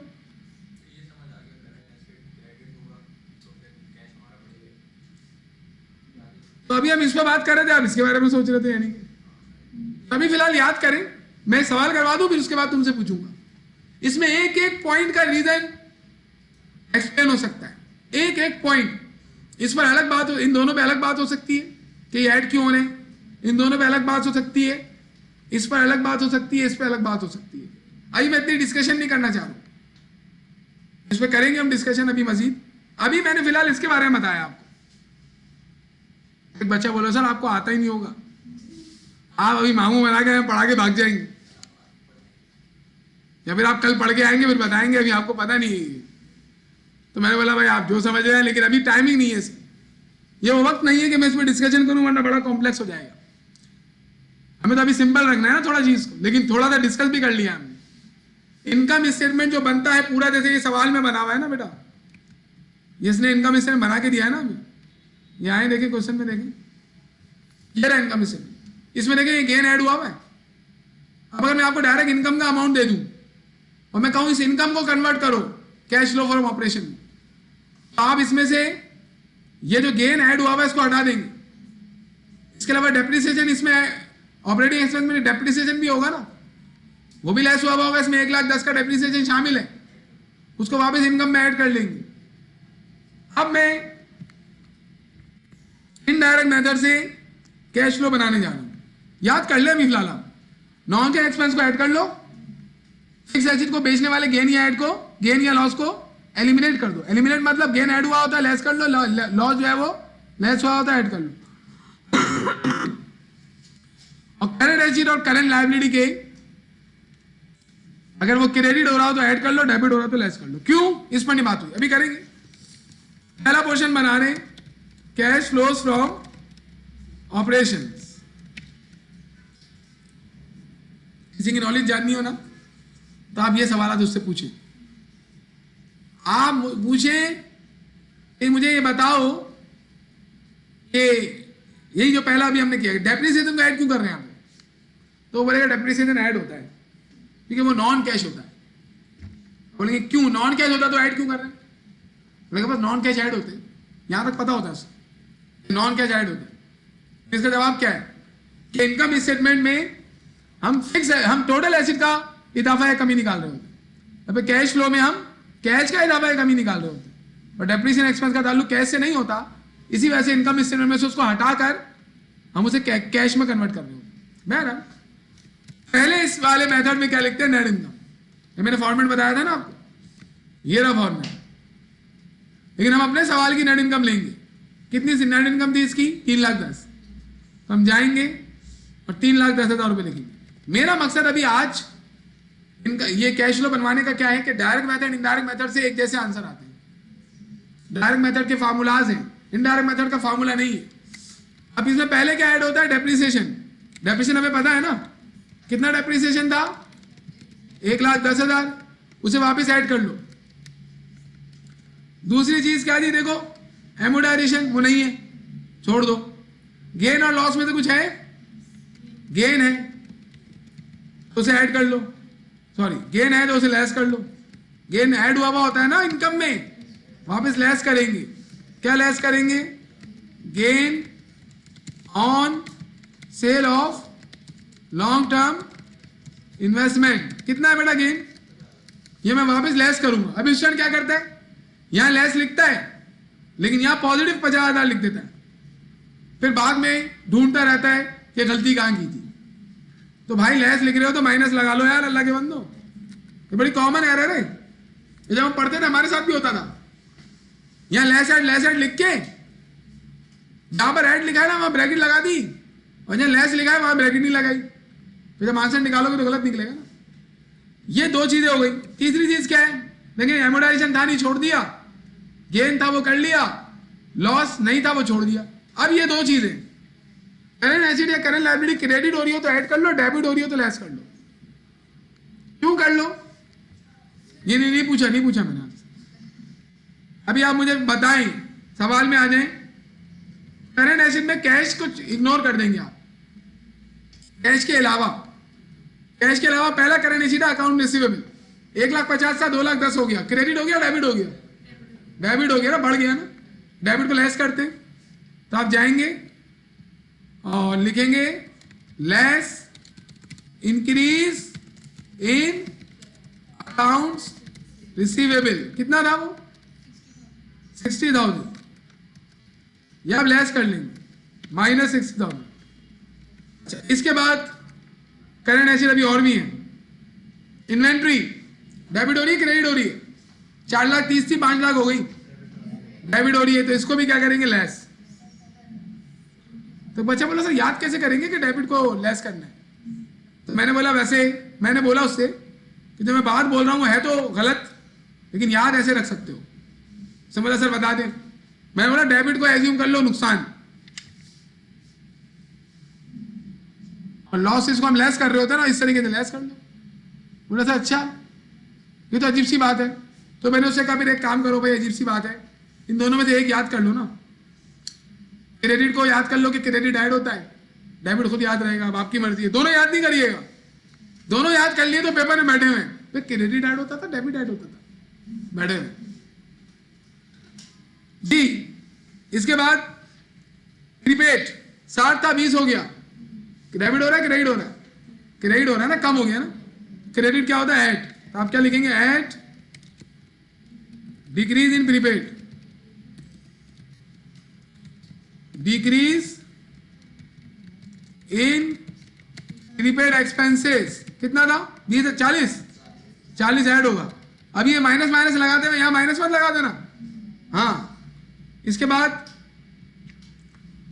बाद हमारे पास खत्म करंट एसेट। अब आ जाओ करंट लायबिलिटी में। 3 करंट लायबिलिटी नजर आ रही है, अकाउंट पेबल, एक्रूड एक्सपेंस और टैक्सेस पेबल। पहली लायबिलिटी 2,85,000 2,60,000 हो गए अकाउंटेबल। अगर यहां 2 अकाउंटेबल दिए हुए होते, एक ट्रेड अकाउंटेबल एक नॉन ट्रेड अकाउंटेबल, तो सिर्फ ट्रेड वाला लेते, नॉन ट्रेड को छोड़ देते। ऑपरेटिंग एक्टिविटी में सिर्फ वो वाला अकाउंटेबल जाता है जो ऑपरेटिंग एक्टिविटी से ताल्लुक रखता हो। लेकिन अभी ऐसा शुरू में नहीं आ रहा। 2,50,000 था 2,60,000 हो गया, कितने से, ये क्रेडिट हो गया ना, क्रेडिट हो गया तो इसे भाई ऐड करते हैं। क्या हो गया, ऐड क्या लिखूं, इंक्रीज इन अकाउंट्स पेबल। कितना था, 10,000 ऐड हो रहा है विदाउट ब्रैकेट। आगे चलो, आगे क्या लिखा हुआ है, एक्रूड एक्सपेंस, क्रेडिट हो रहा है डेबिट हो रहा है, लायबिलिटी कम होती है तो डेबिट होती है, हम क्या करेंगे, less. Less decrease in accrued expense. कितना? 20,000। क्या करूं? माइनस? पूछा क्या पूछा कि माइनस करूं क्या? बोला नहीं माइनस करें। तो मतलब क्या है? आगे बताएं। टैक्स पेबल में कोई चेंज नहीं है तो इसको नहीं लेंगे, बस खत्म हो गया। करंट एसेट करंट लायबिलिटी सारा। अब इसको आप सब ले लिया हमने। देखें डिविडेंड यहां पे कहां से आ गया? Dividend financing activity. Net income के बाद डेप्रिसिएशन ले लिया, गेन ले लिया, 2 हो गए, 3 4 5 6 7 है। भाई कैश नहीं लेंगे यार, कैश का ही तो निकाल रहे हैं। अच्छा बस यही हमारे टाइटल्स होंगे, इनको हम क्या करेंगे? कितना आ रहा है? 3,40,000 है। डेप्रिसिएशन लेस हुआ था, ऐड कर लिया। गेन ऐड हुआ था, लेस कर लिया। रिसीवेबल का इंक्रीज लेस कर लिया। प्रीपेड का डिक्रीज ऐड कर लिया। 270 आना चाहिए ना भाई। और अकाउंट पेबल का इंक्रीज क्रेडिट होता है, ऐड कर लिया। एक्रूड का डिक्रीज हो रहा था, लेस कर लिया। सवाल में देखिए कोई और चीज तो नहीं है भाई। 3,10,000 ही हमारी इनकम थी।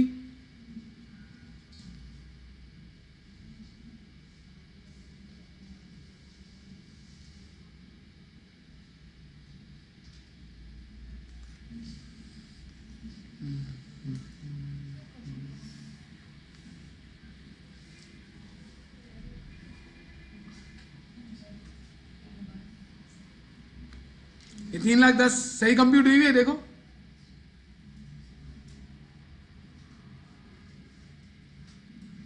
सही है।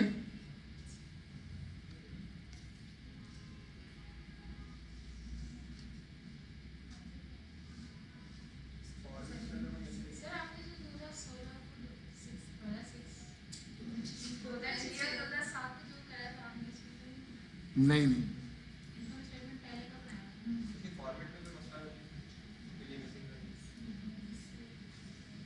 डेप्रिसिएशन था, एमोटाइजेशन है, गेन और लॉस है। गेन भी हमने ले लिया, गेन ऐड हुआ था, लेस कर लिया। सही तो किया है। रिसीवेबल का इंक्रीज भी ले लिया। 2 मिनट है जरा। 17,000 का फर्क आ रहा।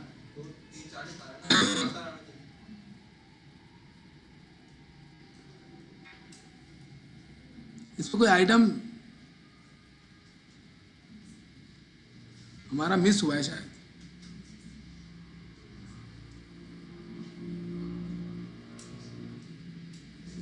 दोबारा से सवाल में देखें, आइटम मिस हुआ। रिसीवेबल ले लिया, इन्वेंट्री यहाँ पे 1 2 3 आइटम है। यहां पर देखें मेरे सोल्यूशन में डेप्रिसिएशन है, रिसीवेबल है, इन्वेंट्री है, प्रीपेड एक्सपेंस है, अकाउंट पेबल है, एक्रूड लायबिलिटी। कितना आइटम है? 8 आइटम है। क्या चेंज है? एक्रूड लायबिलिटी हमने नहीं ली। एक्रूड लायबिलिटी, एक्रूड एक्सपेंस लिया तो है। Accrued expense, accrued liability, account payable, prepaid expense, inventory नहीं ली। इन्वेंट्री का भी तो चेंज है ना बेटा, वो भी तो लेंगे। इन्वेंट्री कहाँ आएगी? रिसीवेबल के बाद।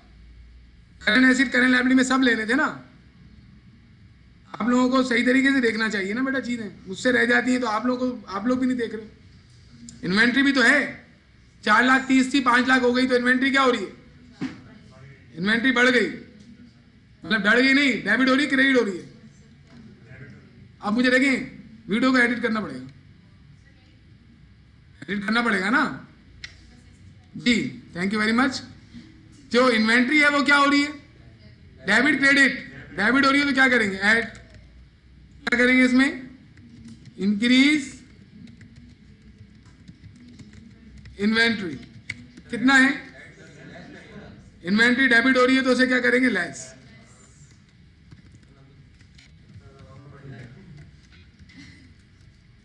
क्या चीज, 3,40,000 आ रहा था ना बेटा, कितने से लेस करूं, 70,000 से, सही हो जाएगा ना, आ गया ना 2,70,000। इन सबको आप सम कर लें, कोई आइटम देके छूट जाए तो कैसा मसला हो जाता है, इसे लिखेंगे कैश इनफ्लो फ्रॉम ऑपरेशन। वही हमारे पास आ गया जो यहां लिखा हुआ है कैश फ्लो फ्रॉम ऑपरेशन के सेक्शन में। ये ना 2 सेक्शंस हैं, इनमें कोई तब्दीली नहीं आती, ये ऐसी की ऐसी कॉपी हो जाएंगी, पूरा का पूरा कैश फ्लो स्टेटमेंट आगे ऐसी कॉपी हो जाता है,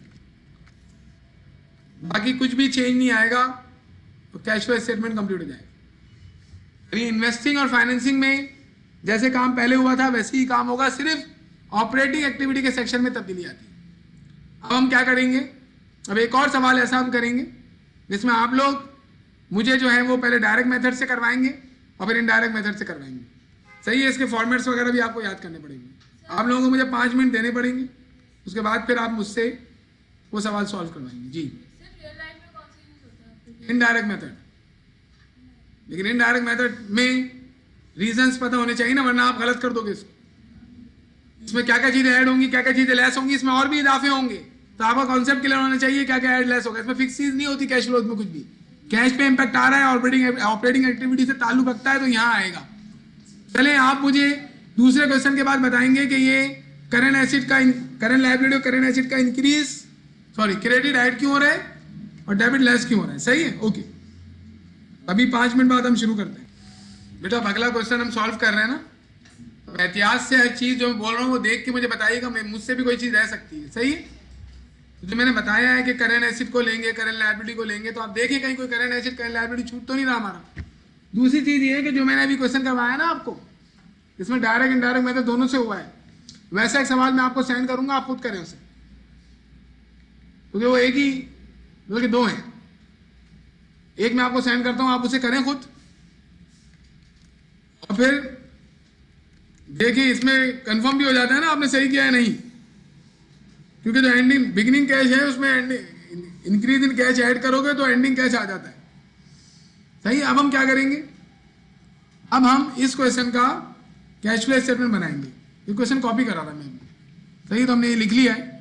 अब सबसे पहले तो आप क्वेश्चन को एनालाइज करें, इसमें इनकम स्टेटमेंट नजर आ रहा है आपको, इनकम स्टेटमेंट बना हुआ नजर नहीं आ रहा, तो ये डायरेक्ट मेथड से तो हो ही नहीं सकता। डायरेक्ट मेथड से होने के लिए हमें सेल्स चाहिए, कॉस्ट ऑफ गुड्स सोल्ड चाहिए, वो कुछ भी नहीं है हमारे पास।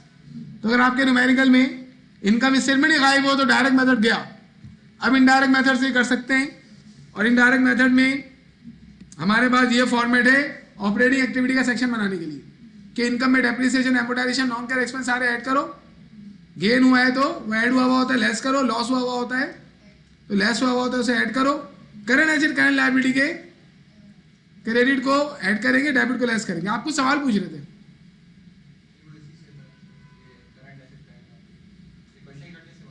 इस क्वेश्चन के बाद फिर डिस्कशन करते हैं ऐसा क्यों हो गए कि करंट एसेट और करंट लायबिलिटी के क्रेडिट को ऐड कर रहे हैं और डेबिट को लेस कर रहे हैं।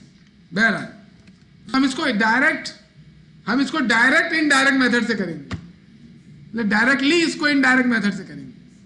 इस क्वेश्चन को अगर आप पढ़ें तो इसमें देखिए एडिशनल इन्फॉर्मेशन दी है, ये बड़े काम की होती है। एडिशनल इन्फॉर्मेशन में बहुत सारी ऐसी चीजें जो हमें कैलकुलेट करनी होती है ना, वो कैलकुलेट करके दे देता है। इस सवाल में सब कैलकुलेट हुआ है, जब भी मैंने ये उठाया है।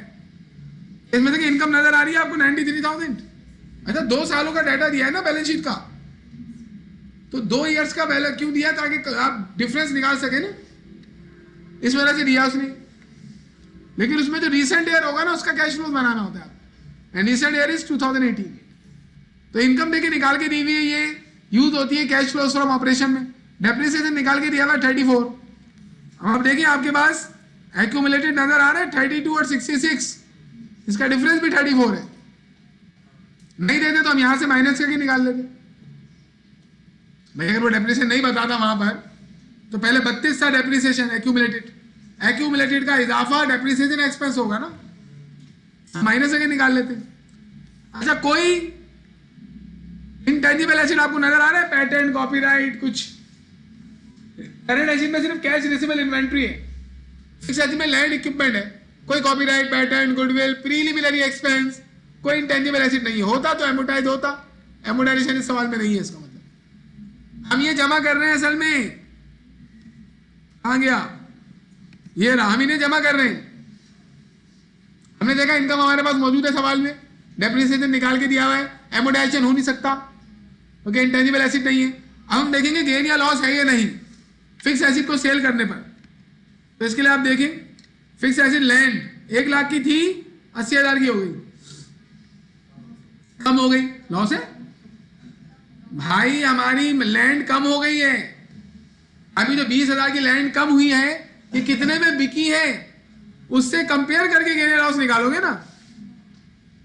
ये तो समझ रही है जैसे इनके गांव की जायदाद है, क्या पहले 2 जमीनें थी, वापस गई, 1 रह गई, तो इन्होंने बोला लॉस हो गया। ये वाला नहीं है।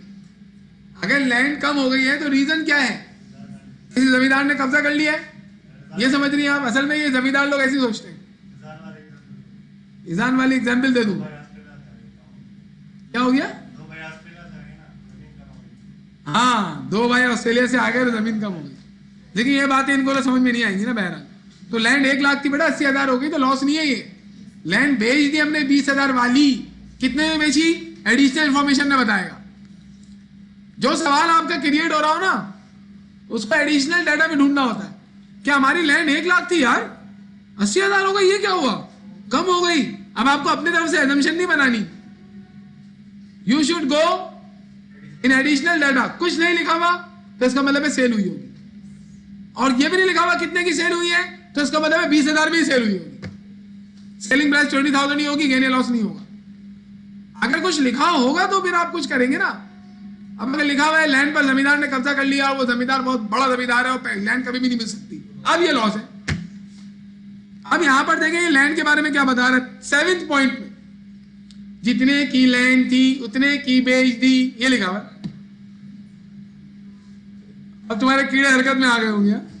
जितने की लैंड थी उतने में बेच दी, इसका मतलब है गेन हुआ या मुनाफा हुआ, कुछ भी नहीं हुआ, ना गेन है ना लॉस है। तो ये जो हम लोग सेक्शन बनाते हैं, इसमें गेन या लॉस एड या लेस करते हैं ना, ये नहीं होगा। ये जो हमारा है ये गेन वाला लॉस वाला, ये पॉइंट नहीं आएंगे। अब पिछले क्वेश्चन में हुआ था गेन लॉन्ग टर्म इन्वेस्टमेंट में ज्यादा पे सेल किया था, वहां तुमने नहीं बोला कि लॉन्ग टर्म इन्वेस्टमेंट 9 लाख थी 7 लाख हो गई तो लॉस हो गया, नहीं बोला था ना वहां पे, ये गलती से मुंह से निकल गया। हम एक चीज को तो देखें, एक साथ सबको थोड़ी देखते हैं बेटा, पागल कहेंगे लोग, इधर भी देख रहे हो उधर भी देख रहे हो। एक फोकस करें आप, हमने लैंड पर फोकस किया, अब इक्विपमेंट पे आए। 2 लाख की इक्विपमेंट थी, 2,60,000 की हो गई, इक्विपमेंट बढ़ गई। तो नॉर्मल बात क्या है, चोरी से बड़ी होगी, खरीदी होगी। अब अगर कुछ भी नहीं लिखा हुआ आगे तो हम बोलेंगे खरीदी है। और आगे देखें क्या लिखा हुआ है, no equipment were sold during 2018। Sale नहीं हुई तो हम कब कह रहे हैं सेल हुई, हम तो कह रहे हैं परचेज हुई है। सही, अच्छी बात है। एक्यूमुलेटेड का इजाफा, पहले पूरे सवाल को इस तरीके से पढ़ा जाता है। एक्यूमुलेट का इजाफा डेप्रिसिएशन एक्सपेंस, अच्छी बात है। तो हमें इसमें से क्या मिला, डेप्रिसिएशन, ये इनमें से डेप्रिसिएशन मिला, एमोर्टाइजेशन नहीं मिला, फिक्स एसेट का गेन लॉस नहीं मिला। अब सिर्फ करंट एसेट करंट लायबिलिटी तो रह गई है, उसको हम बाद में देख लेंगे, लेकिन पहले पूरा सवाल तो पढ़ लें। आइए, अकाउंट पेबल है, bond payable, share capital return खत्म हो गया। एडिशनल डाटा में कोई नया पॉइंट नजर आ रहा है आपको, कैश डिविडेंड है, बॉन्ड से मुतालिक शेयर से मुतालिक बातें लिखी हुई। तो बॉन्ड और शेयर से मुतालिक जो बातें हैं उसका ऑपरेटिंग एक्टिविटी से कोई ताल्लुक नहीं है, किससे है, फाइनेंसिंग से है। इक्विपमेंट और लैंड का ताल्लुक इन्वेस्टिंग से है, कैश डिविडेंड का भी फाइनेंसिंग से है। तो ये 2 पॉइंट है सिर्फ इन्वेस्ट उसके ऑपरेटिंग के। तो आइए ऑपरेटिंग एक्टिविटी का सेक्शन बनाते हैं। नाम आएगा मेरा नहीं है, बम्स कंपनी लिखा हुआ है भाई, यकीन नहीं आ रहा आपको, ये देखें Bum's company's comparative balance sheet. अच्छा, इनकम स्टेटमेंट नहीं दिया हुआ, इनकम स्टेटमेंट को यहां से हटा दें कि ये झूठ बोल रहे हैं। अब भाई मैंने टाइप किया है, अभी ये क्वेश्चन मैंने टाइप किया है ना, तो पुराने वाले पे ही टाइप किया था। अल्लाह के बंदे, जी बम्स कंपनी, बना क्या रहे हैं हम स्टेटमेंट ऑफ कैश फ्लोज या कैश फ्लो स्टेटमेंट, और डेट आएगी for the period ended, for the period ended December 31, 2018। पहले हेडिंग आएगी cash flows from operating activities, और हम चेंज करते हैं ना नाम, कैश फ्लोज फ्रॉम ऑपरेशन की जगह पे लिख दिया। पहले लिखेंगे net income. Net income compute हुई है, कितनी है, ये लिखी हुई है 93,000, ये आप लिखते हैं यहां पे, फिगर नफा का ऐश कर का। इसमें ऐड करें डेप्रिसिएशन, डेप्रिसिएशन भी कंप्यूट करके दिया हुआ था 34,000, देख लो 34 इसमें ऐड होगा। इसके बाद चाहिए था एमोडाइजेशन, हमें देखा नहीं है। Gain on sale of fix asset भी नहीं है और लॉस भी नहीं है। अब रह गया करंट एसेट करंट लायबिलिटी। तो कैश के अलावा जितने भी करंट एसेट करंट लायबिलिटीज हैं उनके क्रेडिट को ऐड कर लेंगे, डेबिट को लेस कर लेंगे। तो आइए सवाल में देखते हैं। पहला करंट एसेट रिसीवेबल 76 से 88 हो गया, ठीक, कितने से 12,000 से डेबिट हो गया, लेस कर लेंगे। तो इधर आएंगे और लिखेंगे less increase in accounts receivable. 12,000 ही होगा ना भाई, मेरे साथ कैलकुलेट करते हुए चलो सही तरीके से, सोना नहीं है, सोना मना है, जागो। इन्वेंट्री 1,89 थी, 1,67 हो गई, क्रेडिट हो गई ना, कितने से, कितने से, देख लो भाई जी। क्या लिखूं, add what, decrease in inventory. कितना है बेटा, 22 से ऐड हो जाएगा। इसके बाद लैंड इक्विपमेंट भी ले लूं इधर में, करंट एसेट करंट लायबिलिटी लेना था भाई, कैश को नहीं ले लेना। एक बच्चे ने पूरा कैश फ्लो सही बनाया और उसने कैश का भी इंक्रीज डिक्रीज यानी कि क्रेडिट डेबिट इसमें ऐड या लेस किया हुआ था। बोल रही पागल है वो, आपने बोला भी पागल है वो, तो पागल ही था वो और परेशान रहा। एंड में मुझे आगे बोल रहा है, टेस्ट लिया था हमने, सर मैंने देखे इतनी कोशिश की, घर में मेहनत की, मेरा बराबर ही नहीं आया है। तो फिर मैंने वो कैश वाली लाइन उसे काटी और आप करो, सर बराबर आ गया, आई एम सॉरी। बोला सॉरी क्या, तुमने जो है वो कैश भी लिखा हुआ है। पर सर वो जज्बात में हो जाता है कभी कभी, ये नहीं बोला था, मैंने खुद बोला है। हाँ हम, हाँ इस वजह से कर लेते हैं स्टूडेंट गलती, लेकिन हम तो कैश का ही इजाफा कभी निकाल रहे हैं तो उसको कंसीडर नहीं करेंगे। अकाउंट पेबल 43, तो अकाउंट पेबल डेबिट हो गया तो लेस करेंगे, तो हम लिखेंगे less decrease in accounts payable. Debit हो गया तो लेस करेंगे, सही है 4,000। और बताओ, सही करवाना भाई। और कोई करंट लायबिलिटी कोई नहीं है, तो बस ये हो गया। अब एक काम करते हैं थोड़ा सा,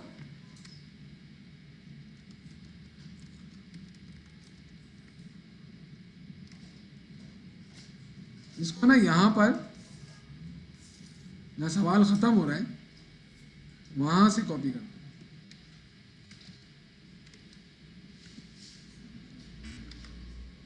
चलें, अब मुझे बताएं कि ऑपरेटिंग एक्टिविटी का पोर्शन तो खत्म हो गया हमारा। अब इसको क्या कर लेंगे, ऐड लेस कर लेंगे, तो ये आ जाएगा कैश फ्लो। इनफ्लो आ रहा है आउटफ्लो आ रहा है, cash inflow from operating activities, ये बन गया। इसके बाद अब आएगा कैश, ये पहला पोर्शन हो गया ना हमारा, इस पोर्शन को भी हम अल्लाह का नाम लेके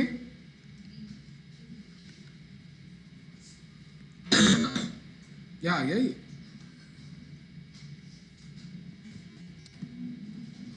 ये क्या लिखा हुआ आगे? पागल तो नहीं हो गया ये? अल्लाह माफ कर। क्या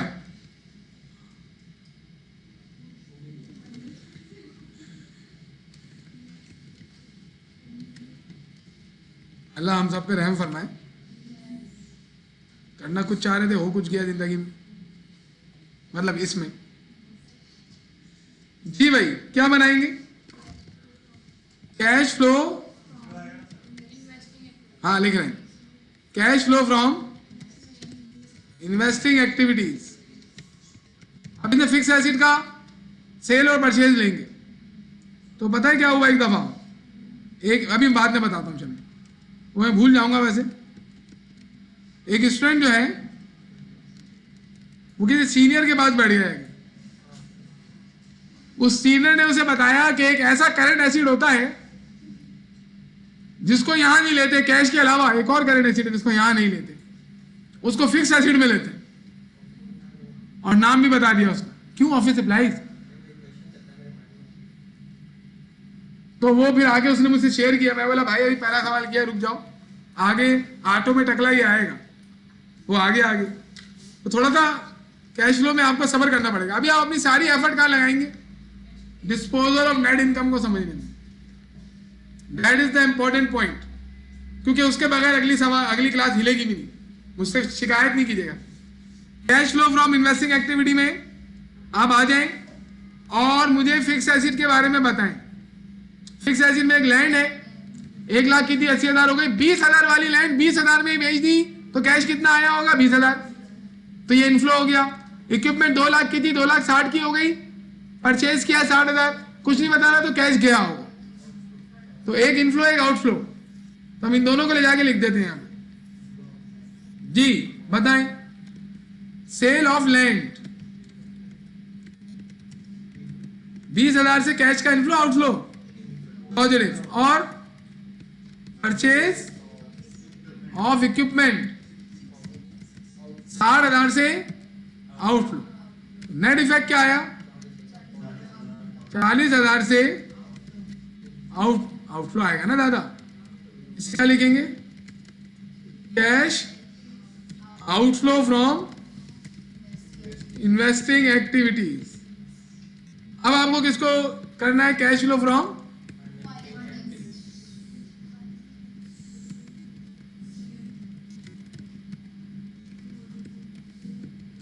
फाइनेंसिंग एक्टिविटीज, और इसमें आप क्या लेंगे? Share bond. और भी चीजें आती हैं इसमें, अभी आगे जाके चीजें इंक्रीज होंगी। तो आज के तारीखी जुमले कल के लिए नॉर्मल चीजें होंगी। जैसे मैंने आपको फिक्स एसिड के बारे में कुछ बताया है, सेलिंग प्राइस पे आएगा और अला फला। नेक्स्ट क्लासेस में आपको हर क्वेश्चन में कुछ ना कुछ न्यू चीज मिलेगी।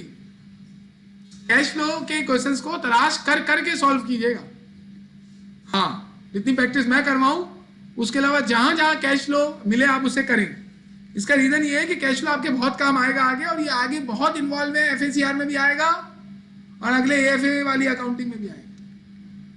कैश फ्लो आपका पीछे नहीं छोड़ेगा। फाइनेंशियल स्टेटमेंट है ये, फाइनेंशियल स्टेटमेंट कहीं पीछे नहीं छोड़ेगा आपका। आप इसको सही तरीके से लिफ्ट करवाइएगा जरा पेपर के दौरान। अभी भी कभी भी इस पे मेहनत करें आप, और पेपर के दौरान भी इसको जरा सही तरीके से और एक दफा किताबों से पढ़िएगा। इसका जो सवाल आपको नजर आए उसको सॉल्व करने की कोशिश किया करें, लेकिन होना चाहिए जो कंसोलिडेशन वाला सवाल नहीं होना चाहिए। कंसोलिडेशन आगे पढ़ेंगे आप। कंसोलिडेशन और कैश फ्लो अलग तरीके से बनता है। अब जब कंसोलिडेशन वाला कैश फ्लो आप बना रहे होंगे ना, तो सब टीचर बोलेगा ये तो आपको पता होगा। ये समझ में आ गई होगी आप। अब नीचे आए, बॉन्ड टेबल नजर आ रहा है। 2 लाख की लाइबिलिटी थी, 2017 में 1,50,000 की हो गई। इसका मतलब है लाइबिलिटी कम हो गई तो पैसे वापस कर दिए होंगे ना हमने, लाइबिलिटी वापस। तो यहां लिखा हुआ भी है, देखें यहां पे 4th पॉइंट में ही लिखा हुआ है कि 50,000 का बॉन्ड पेबल की लाइबिलिटी हमने रिडीम कर दी 50,000 रुपए ही कैश देकर। तो एक बच्चा खड़ा हो गया, बोले ये कोई लिखने वाली बात थी कि 50,000 की लाइबिलिटी की पेमेंट कर दी वापिस 50,000 रुपए देकर। उसके कहने का मतलब था 50,000 रुपए ही तो देंगे ना, भाई आप पर लाइबिलिटी 50,000 की थी तो 50,000 रुपये देंगे ना, उसका ये कहने का मतलब था। तो आप आगे जाके पढ़ेंगे इसको, जब आप लाइबिलिटी को वक्त से पहले रिडीम करते हैं ना तो आपको इजाफी पेमेंट करनी पड़ती है, और कितनी इजाफी पेमेंट करनी पड़ती है उसका भी तरीका आप सीखेंगे। अभी तो नॉर्मल करने के लिए उसने लिखा है कि 50 की लाइबिलिटी कम हुई है ना तो 50,000 रुपये दे के हम ये लाइबिलिटी खत्म की है, लेकिन ऐसा होता नहीं है। अगर आपने किसी से लोन लिया हुआ हो ना 10 साल के लिए, आप 2 साल बाद जाएं उससे बोले पैसा जल्दी वापस करना चाहता हूँ, तो जितनी आप पर लाइबिलिटी बनती होगी ना उससे ज्यादा पैसा लेगा वो आपसे। अब क्यों अभी नहीं बताऊंगा ना, मैं कैश फ्लो पढ़ा रहा हूं, डिस्काउंट नहीं देता, वो ज्यादा पैसे लेता है। चलिए मैं आपको शॉर्ट में बता देता हूं, पढ़ेंगे तो आप डिटेल में इसको फ्यूचर में। मैंने आपको उधार दिया 10 साल की प्लानिंग के साथ कि इतना इतना इंटरेस्ट मैं कमाऊंगा, 10% इंटरेस्ट रेट मैं आपसे ले रहा हूं। आप मेरे पास पहले पैसे लेके आ गए, जब मेरे पास पैसे लेके आए ना वापस करने के लिए, मार्केट में इंटरेस्ट रेट हो गया 9%, अब मैं किसी और को उधार दूंगा ना वहां से 9% मिलेगा मुझे, तो मुझे 1% का नुकसान हो रहा नहीं हो रहा, वो आपकी वजह से हो रहा है भाई। मेरी पूरी 10 साल की प्लानिंग खराब करने आ रहे हैं आप, तो मैं आपसे इजाफी पैसे लूंगा।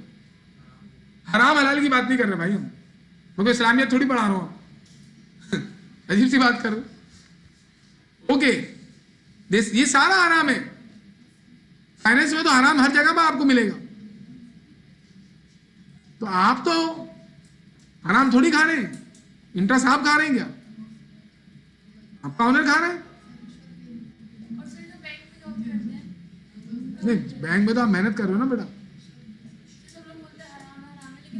हराम हराम तो नहीं है। खैर, आपका अगर एम्प्लॉयर है वो हराम कमा रहा है और हराम कमाने में आप उसकी हेल्प कर रहे हैं, क्या चलो आप भी हराम करो मैं आपकी हेल्प करता हूँ हराम कमाओ, तो वो हराम हो जाएगा। अब इसमें एक ये फीलिंग आ रही होती है ना बैंक में, इस वजह से लोग बैंक को इग्नोर करते हैं, क्योंकि वो इंटरेस्ट का काम करता है, आप उसके साथ जाके मिल गए, हाँ मैं भी आपके साथ इंटरेस्ट के काम में हेल्प करूंगा, इस वजह से हराम है। बचते ऐसे कि बहुत सारे ऐसे काम है जो कि आप हराम ना करके भी कर सकते हैं। आप अकाउंटेंट अगर हैं और आप book keeping and financial statement बनाते हैं तो आप तो उसको फैसिलिटेट कर रहे हैं, उसका काम करके दे रहे हैं, हराम तो वो कमा रहे हैं ना, आप बाहर हैं, आप अपनी सर्विसेज भी तो दे सकते हैं, आप टैक्स का काम कर सकते हैं, ऑडिट का काम कर सकते हैं, ऐसी ऑर्गेनाइजेशन का जो कि इंटरेस्ट नहीं लेती। आप इस्लामिक बैंकिंग में चले जाए, हर ऑर्गेनाइजेशन थोड़ी इंटरेस्ट ले रही है। अगर किसी ऑर्गेनाइजेशन में आप अकाउंट्स डिपार्टमेंट में ऑडिट में काम कर रहे हैं तो आप अपना फंक्शन परफॉर्म कर रहे हैं ना। बैंकिंग सेक्टर में अगर स्पेसिफिकली आप जा रहे हैं तो ऐसा लग रहा है उनकी उस जंग में आप शामिल हो रहे हैं, इस वजह से थोड़ी सी फीलिंग आती है। इस पर तो बड़ी डिस्कशन चल रही है दुनिया में, आप स्कॉलर्स को पढ़ें, हम लोग स्कॉलर थोड़ी हैं, फिर हम ये बता सकते हैं कि सब इंटरेस्ट ये मांग बना रहे हैं, अब स्कॉलर्स को पढ़ें। बहरहाल देखिए, अगर किसी चीज में शक होना कि ये चीज शायद ये है, बस शक है तो बस आप छोड़ दें उसको, 100% यकीन हो कि नहीं ये बिल्कुल सही है तो फिर आप करें उसको। अब इस्लामिक बैंकिंग में भी शक भी है ना, आपको हो सकता है यार इसमें गलती हो, लेकिन इसमें यह है कि अगर बड़े बड़े उलमा वक्त के फतवा दे देते हैं तो वो चीज़ आप कर लें, आपको उन पर यकीन करना पड़ेगा। और अगर आप ऐसी इकोनॉमी में रह रहे हैं जहाँ पे ऐसी चीज़ है तो फिर आपको बचने का तरीका नहीं आ रहा। फिक्स अमाउंट और फ्लोटिंग वो इंटरेस्ट रेट पर डिपेंड करता है। पहले न्यूमेरिकल कर लें, ये सवाल आप पूछ लें, एक बच्चों वाली चीज़ है ये, आराम से भी मैं आपको जवाब दे दूंगा थोड़ी देर बाद। आप मुझे बताइए, बता रहे ना 50,000 की लाइबिलिटी थी, 50,000 की पेमेंट कर दी, आउटफ्लो हो गया ना हमारे पास से, तो इसे कहते हैं रिडम्पशन। क्या कहते हैं इसको? तो आप रिडम्पशन ऑफ बॉन्ड्स के नाम से कहां पे लिखूं? Investing, financing, operating? Redemption of bonds था, 50,000 रुपये चले गए। फिर इसके बाद शेयर कैपिटल 1,74,000 था, 2,16,000 हो गया, मजीद शेयर इश्यू किए हमने, कितने? ये यहां पे लिखा हुआ है, देखें शेयर के बारे में। तो ऑर्डिनरी शेयर जो हमने इशू किए हैं 5वें पॉइंट पर 42,000 रुपये कैश देके किए हैं, 42,000 रुपये कैश आ गया होगा ना, ये ना भी लिखता हम तो माइनस करके निकाल रहे हैं उसको। ये इसने एडिशनल इन्फॉर्मेशन देकर आपका टाइम बचाने की कोशिश की है। ऐसी इन्फॉर्मेशन पेपर में आपको मिलेगी नहीं, अभी आगे जाके क्वेश्चन देखेंगे ना, वहाँ सब गायब होता है, कैलकुलेट करना पड़ता है। लेकिन पहले ये मेन इंफ्रास्ट्रक्चर, मेन जो ढांचा है, स्केलेटन, ये आपके समझ में आ जाए। इश्यूएंस ऑफ शेयर्स कितना है? 42। कैश आया होगा पॉजिटिव, लेकिन डिविडेंड है डिविडेंड भूल जाते हैं लोग, डिविडेंड में तो जाएगा, डिविडेंड 39,000 का दिया है इन्होंने, 39,000 से कैश का आउटफ्लो होगा, डिविडेंड नहीं भूल जाना भाई। जैसे क्या लिखेंगे, पेमेंट ऑफ, उस वक्त लेंगे जब पे हो गया हो, वहां लिखा हुआ है डिक्लेयर भी हो गया पे भी हो गया, कितना 39 यहां लिखा हुआ है, देखिए पॉइंट नंबर 3 में डिक्लेयर भी हो गया पे भी हो गया 39। अब हमें कैसे मालूम चलेगा डिक्लेयर हुआ है और पे नहीं हुआ? यहां लिखा हुआ है, यहां लिखा हुआ cash dividend of 39,000 was declared, आगे कुछ भी नहीं लिखा हुआ, नहीं लिखा हुआ एंड पेड, तो क्या पे नहीं किया होगा? जरूरी नहीं है। हमें कैसे देखना होगा? हमें देखना होगा अपनी बैलेंस शीट से। अगर हमने पे नहीं किया डिविडेंड तो उसकी लायबिलिटी खड़ी हुई होगी, उसका नाम होता है कैश डिविडेंड पेबल। आज आप पढ़िए घर पे जाके उसको, उसमें डिविडेंड्स हैं जो मैंने अभी आपको बोला है ना, बड़ा इंपॉर्टेंट लेक्चर है वो। 2,26,30,572, हाँ ये उसकी मतलब ऐसी मैं वैल्यू बता रहा हूं, मतलब बहुत वैल्यू है इसकी आपके लिए, लाजमी उसको कर लीजिएगा। 39,000, उसमें सब डिविडेंड डिस्कस हुआ है, बड़ी इंपॉर्टेंट पॉइंट्स है उसमें, एक एक चीज उसमें बहुत इंपॉर्टेंट है, खास तौर पर बैलेंस शीट पर जो इंपैक्ट्स आते हैं ना वो लाजमी देखिएगा उसमें। -39,000,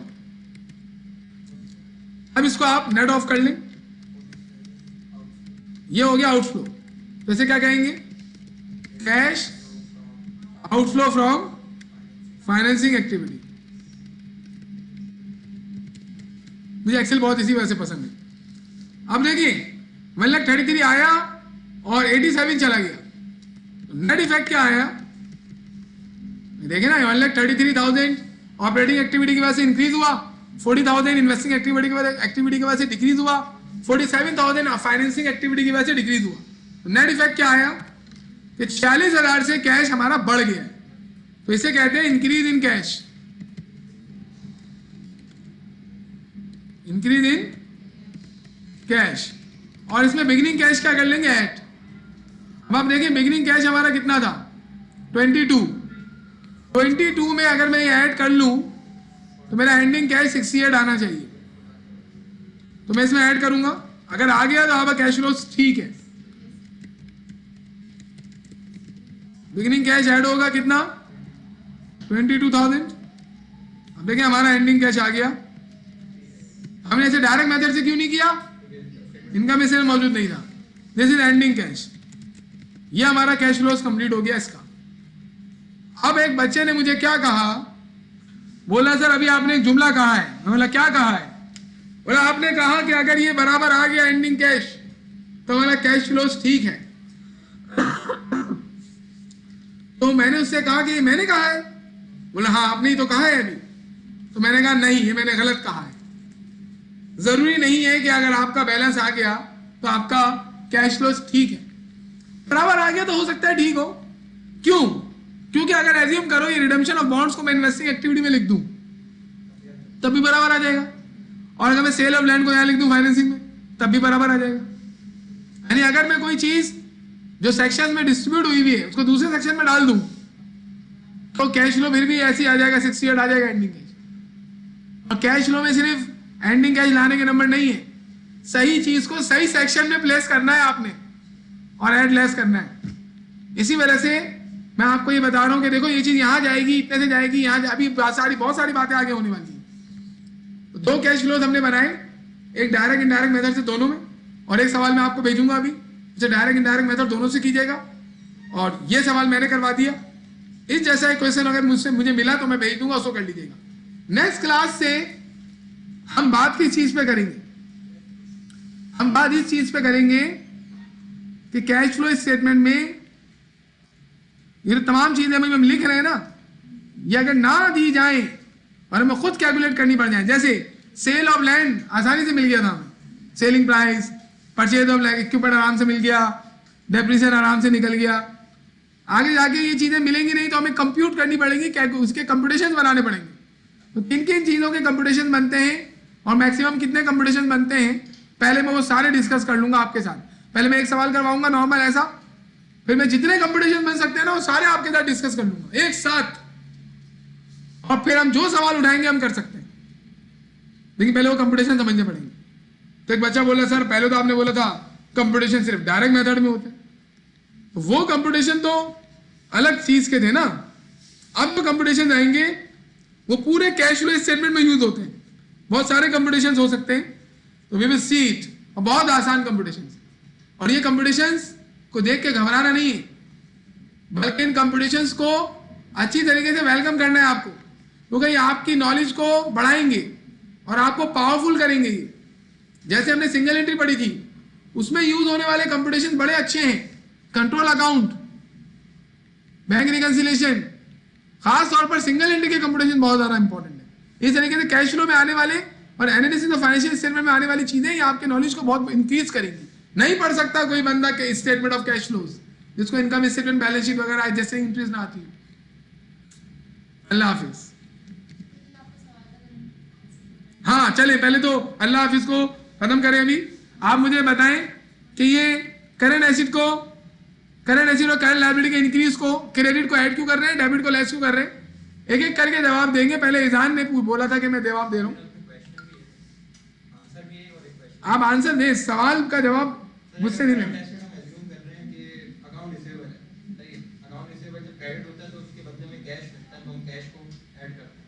हाँ, और अगर करंट एसेट ऑफिस सप्लाई है, वो क्रेडिट हो रही है, कम हो रही है, तो उसके बदले तुम्हें कैश नहीं मिल रहा, तो फिर हम क्यों ऐड करें? अच्छा आपने सवाल पूछा, ये मैं इनका सवाल दोहराता हूँ। ये बोल रहे हैं, पहली बात है मैं आपको अभी बताने वाला हूँ कि क्रेडिट, करंट एसेट और करंट लायबिलिटी क्रेडिट को ऐड क्यों करते हैं, डेबिट को लेस क्यों करते हैं। लेकिन इन्होंने जो बोला, इन्होंने ये कहा कि जैसे अकाउंट रिसीवेबल अगर डिक्रीज हो तो क्रेडिट हो रहा होगा, तो उसको हम ऐड कर देते हैं, और रिसीवेबल जब डिक्रीज होता है तो कैश हमारे पास आता है, और क्योंकि हम कैश का इजाफा निकाल रहे हैं इसी वजह से हमें ऐड करना है। यही बोल रहे हैं ना? अच्छा, लेकिन ये बोल रहा है कि अगर इन्वेंट्री डिक्रीज हो रही है तो बिक जाएगी, तो उससे कैश आएगा, अब ऐड कर रहे हैं। ये भी समझ में आ रहा है, ऐड जाओ। अकाउंट पेबल अगर डिक्रीज हो रहा है तो इससे कैश जा रहा है, इस वजह से हम लेस कर रहे हैं कि कैश जा रहा है, ये बोल रही है, मैं नहीं बोल रहा हूँ। लेकिन अगर ऑफिस सप्लाईज डिक्रीज हो जाए, क्रेडिट हो जाए, तो उसको भी हम ऐड करेंगे, लेकिन उसकी वजह से कैश तो नहीं आएगा। तो इसका मतलब है जो आप आंसर दे रहे हैं ये गलत है, जो आप जिस तरीके से आंसर दे रहे हैं ये गलत है। इसका ये रीजन नहीं है, इसका रीजन कुछ और है जो भी आने वाला है। जी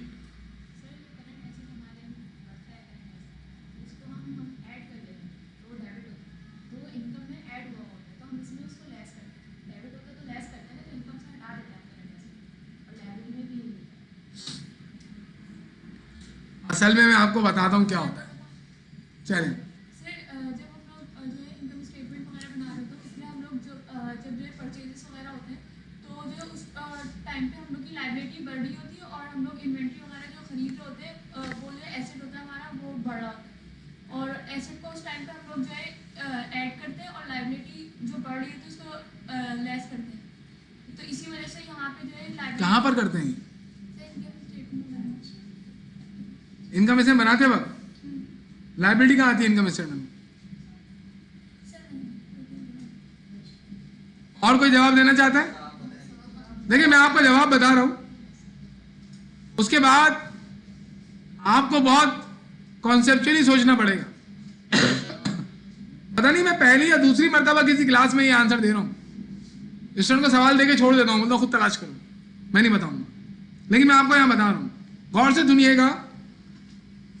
ये देखें आप, इसको आगे सोचना आपका काम है, मैं ज्यादा डिटेल में लेके नहीं जाऊंगा। अगर आप इस फार्मूले पे गौर करें, कैश कलेक्शन फ्रॉम कस्टमर के फार्मूले में, तो आपने क्या किया है, नेट सेल में इंक्रीज इन अकाउंट रिसीवेबल को लेस किया है, डिक्रीज अकाउंट रिसीवेबल को ऐड किया है ना। वहां भी तो यही कर रहे हैं, वहां भी यही कर रहे हैं। कैसे देखें, हमने क्या किया, हमने यहां पर ये जो इनकम लिखी हुई है ना, इसमें नेट सेल्स ऐड हुई हुई है। तो हम ये जो काम कर रहे हैं ना, इंक्रीज इन अकाउंट रिसीवेबल, ये नेट इनकम में नहीं कर रहे, नेट सेल्स में कर रहे हैं। Okay, net income, net sales net income के अंदर ऐड हुई हुई है ना बेटा। तो नेट सेल्स के साथ जो काम करते थे वही काम यहां कर रहे हैं हम। कैसे, नेट सेल्स में हम क्या करते थे, अकाउंट रिसीवेबल के इंक्रीज को माइनस करते थे ना। यहाँ अकाउंट रिसीवेबल क्या हो रहा है, इंक्रीज, देखो यहाँ माइनस तो कर रहे हैं। पहले हम सेल्स में से माइनस करते थे ना इंक्रीज को, तो सेल्स कहाँ है, यहाँ पर सेल्स तो नहीं है, तो सेल्स इनकम का पार्ट बनी हुई है। जो जो चीजें इनकम के अंदर ऐड हुई हुई है ना, कौन कौन सी चीजें इनकम में ऐड हुई हुई होती है, नेट सेल्स और कमीशन का फी इनकम वगैरह, बस इनके साथ जो फार्मूले में होता था वही हम इनकम के साथ कर रहे हैं। एक आंसर तो हो गया। और नेट सेल्स के साथ रिसीवेबल का इंक्रीज हम लेस क्यों करते थे, डिक्रीज ऐड क्यों करते थे, ये मैंने पहले बता दिया। तो दिख ये रहा है कि हम इसे इनकम में ऐड कर रहे हैं, लेकिन असल में अगर मैं इनकम की जगह पर इनकम स्टेटमेंट लाके रख दूं पूरा यहां पर, ये जो चीज हो रही है ना रिसीवेबल का इंक्रीज लेस, ये इनकम में नहीं, ये नेट सेल्स में हो रहा है। लेकिन दूसरी चीज, ये जो बाकी चीजें हैं ना इन दो के अलावा, कौन कौन सा, क्या नेट सेल्स और कमीशन कम फी इनकम के अलावा जितनी चीजें हैं, जैसे कैश पेड टू सप्लायर, ये कॉस्ट ऑफ गुड्स सोल्ड से लिंक है, और जो कैश पेड फॉर एक्सपेंसेस है ये अलग है, इंटरेस्ट और टैक्स है। ये तो चार चीजें हैं, कौन कौन सी, कॉस्ट ऑफ गुड्स सोल्ड और नहीं इन्वेंट्री नहीं बोल रहा हूं, cost of goods sold, operating expenses, interest और टैक्स।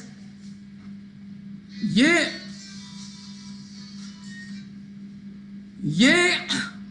इस इनकम में ऐड नहीं हुए वे,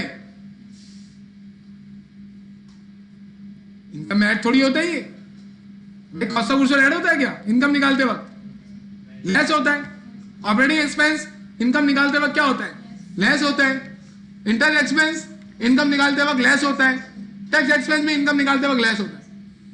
तो इनके साथ जब इनकम में आप ऐड लेस करने जा रहे हो ना, तो यहां पर जो अप्रोच है वो आप उलट दोगे। क्या उलट दोगे, कि आप लोग क्या करते थे, आप लोग बोलते थे कि कैश पेड फॉर सप्लायर में increase in inventory cost of goods sold में ऐड होगी, तो यहां पे आप कॉस्ट ऑफ गुड्स सोल्ड में थोड़ी कर रहे हो, इनकम में कर रहे हो, उल्टा कर लेंगे आप। वहां पे डिक्रीज इन इन्वेंट्री को क्या करते थे, डिक्रीज इन इन्वेंट्री को माइनस करते थे, यहां डिक्रीज इन इन्वेंट्री को क्या किया, ऐड किया।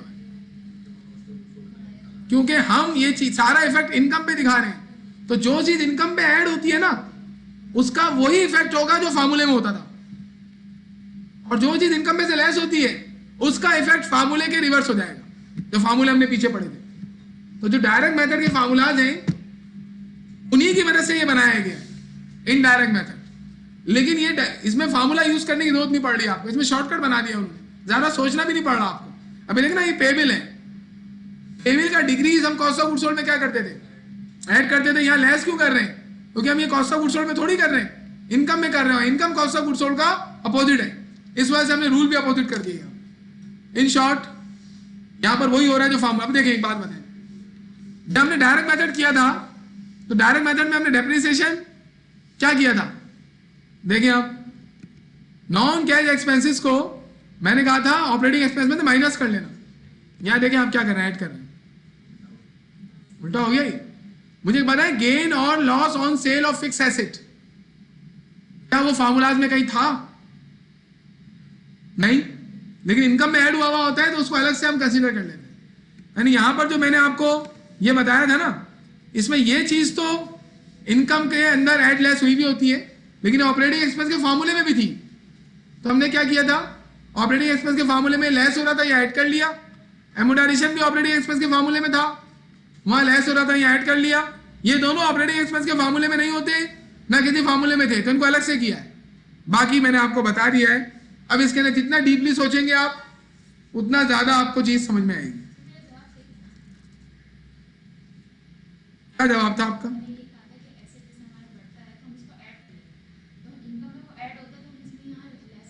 अच्छा, मैं ये भी इसी तरीके से कुछ आंसर देना चाह रही थी, आप भी कुछ ऐसी कह रही थी, लेकिन आप लोगों ने कहा नहीं प्रॉपर। आप लोगों को बोलना चाहिए था कि डायरेक्ट मेथड की जो फार्मूलाज हैं, उन फार्मूलाज में जो हम ऐड लेस कर रहे हैं उनको हम जिस चीज में ऐड या लेस करते थे, यहां पर उसके अगेंस्ट चीज आ रही है कुछ में, और कुछ में सिमिलर चीज आ रही है। बाकी आप जो चीजें बोले, जैसे उन्होंने रिसीवेबल के बारे में बोला था, तो वो रिसीवेबल के लिहाज से तो सही था कि रिसीवेबल जो है वो अगर क्रेडिट हो रहा है तो कम हो रहा है तो कैश आएगा तो हम ऐड कर रहे हैं, लेकिन ये चीज हर जगह फिक्स नहीं होगी। इसी वजह से उसको डायरेक्ट मेथड के फॉर्मूला से लिंक करना जरूरी है। इन शॉर्ट लिंक क्या कर रहे हो, इसको समझ के याद कर लो बस। इनडायरेक्ट मेथड को क्या करोगे, इनकम में non cash expenses add, gain on sale of fix asset less loss add, current asset का current asset current liability credit add जो है वो ऐड कर लो और डेबिट क्या कर लो, लेस कर लो। इन शॉर्ट सही भाई, अल्लाह हाफिज।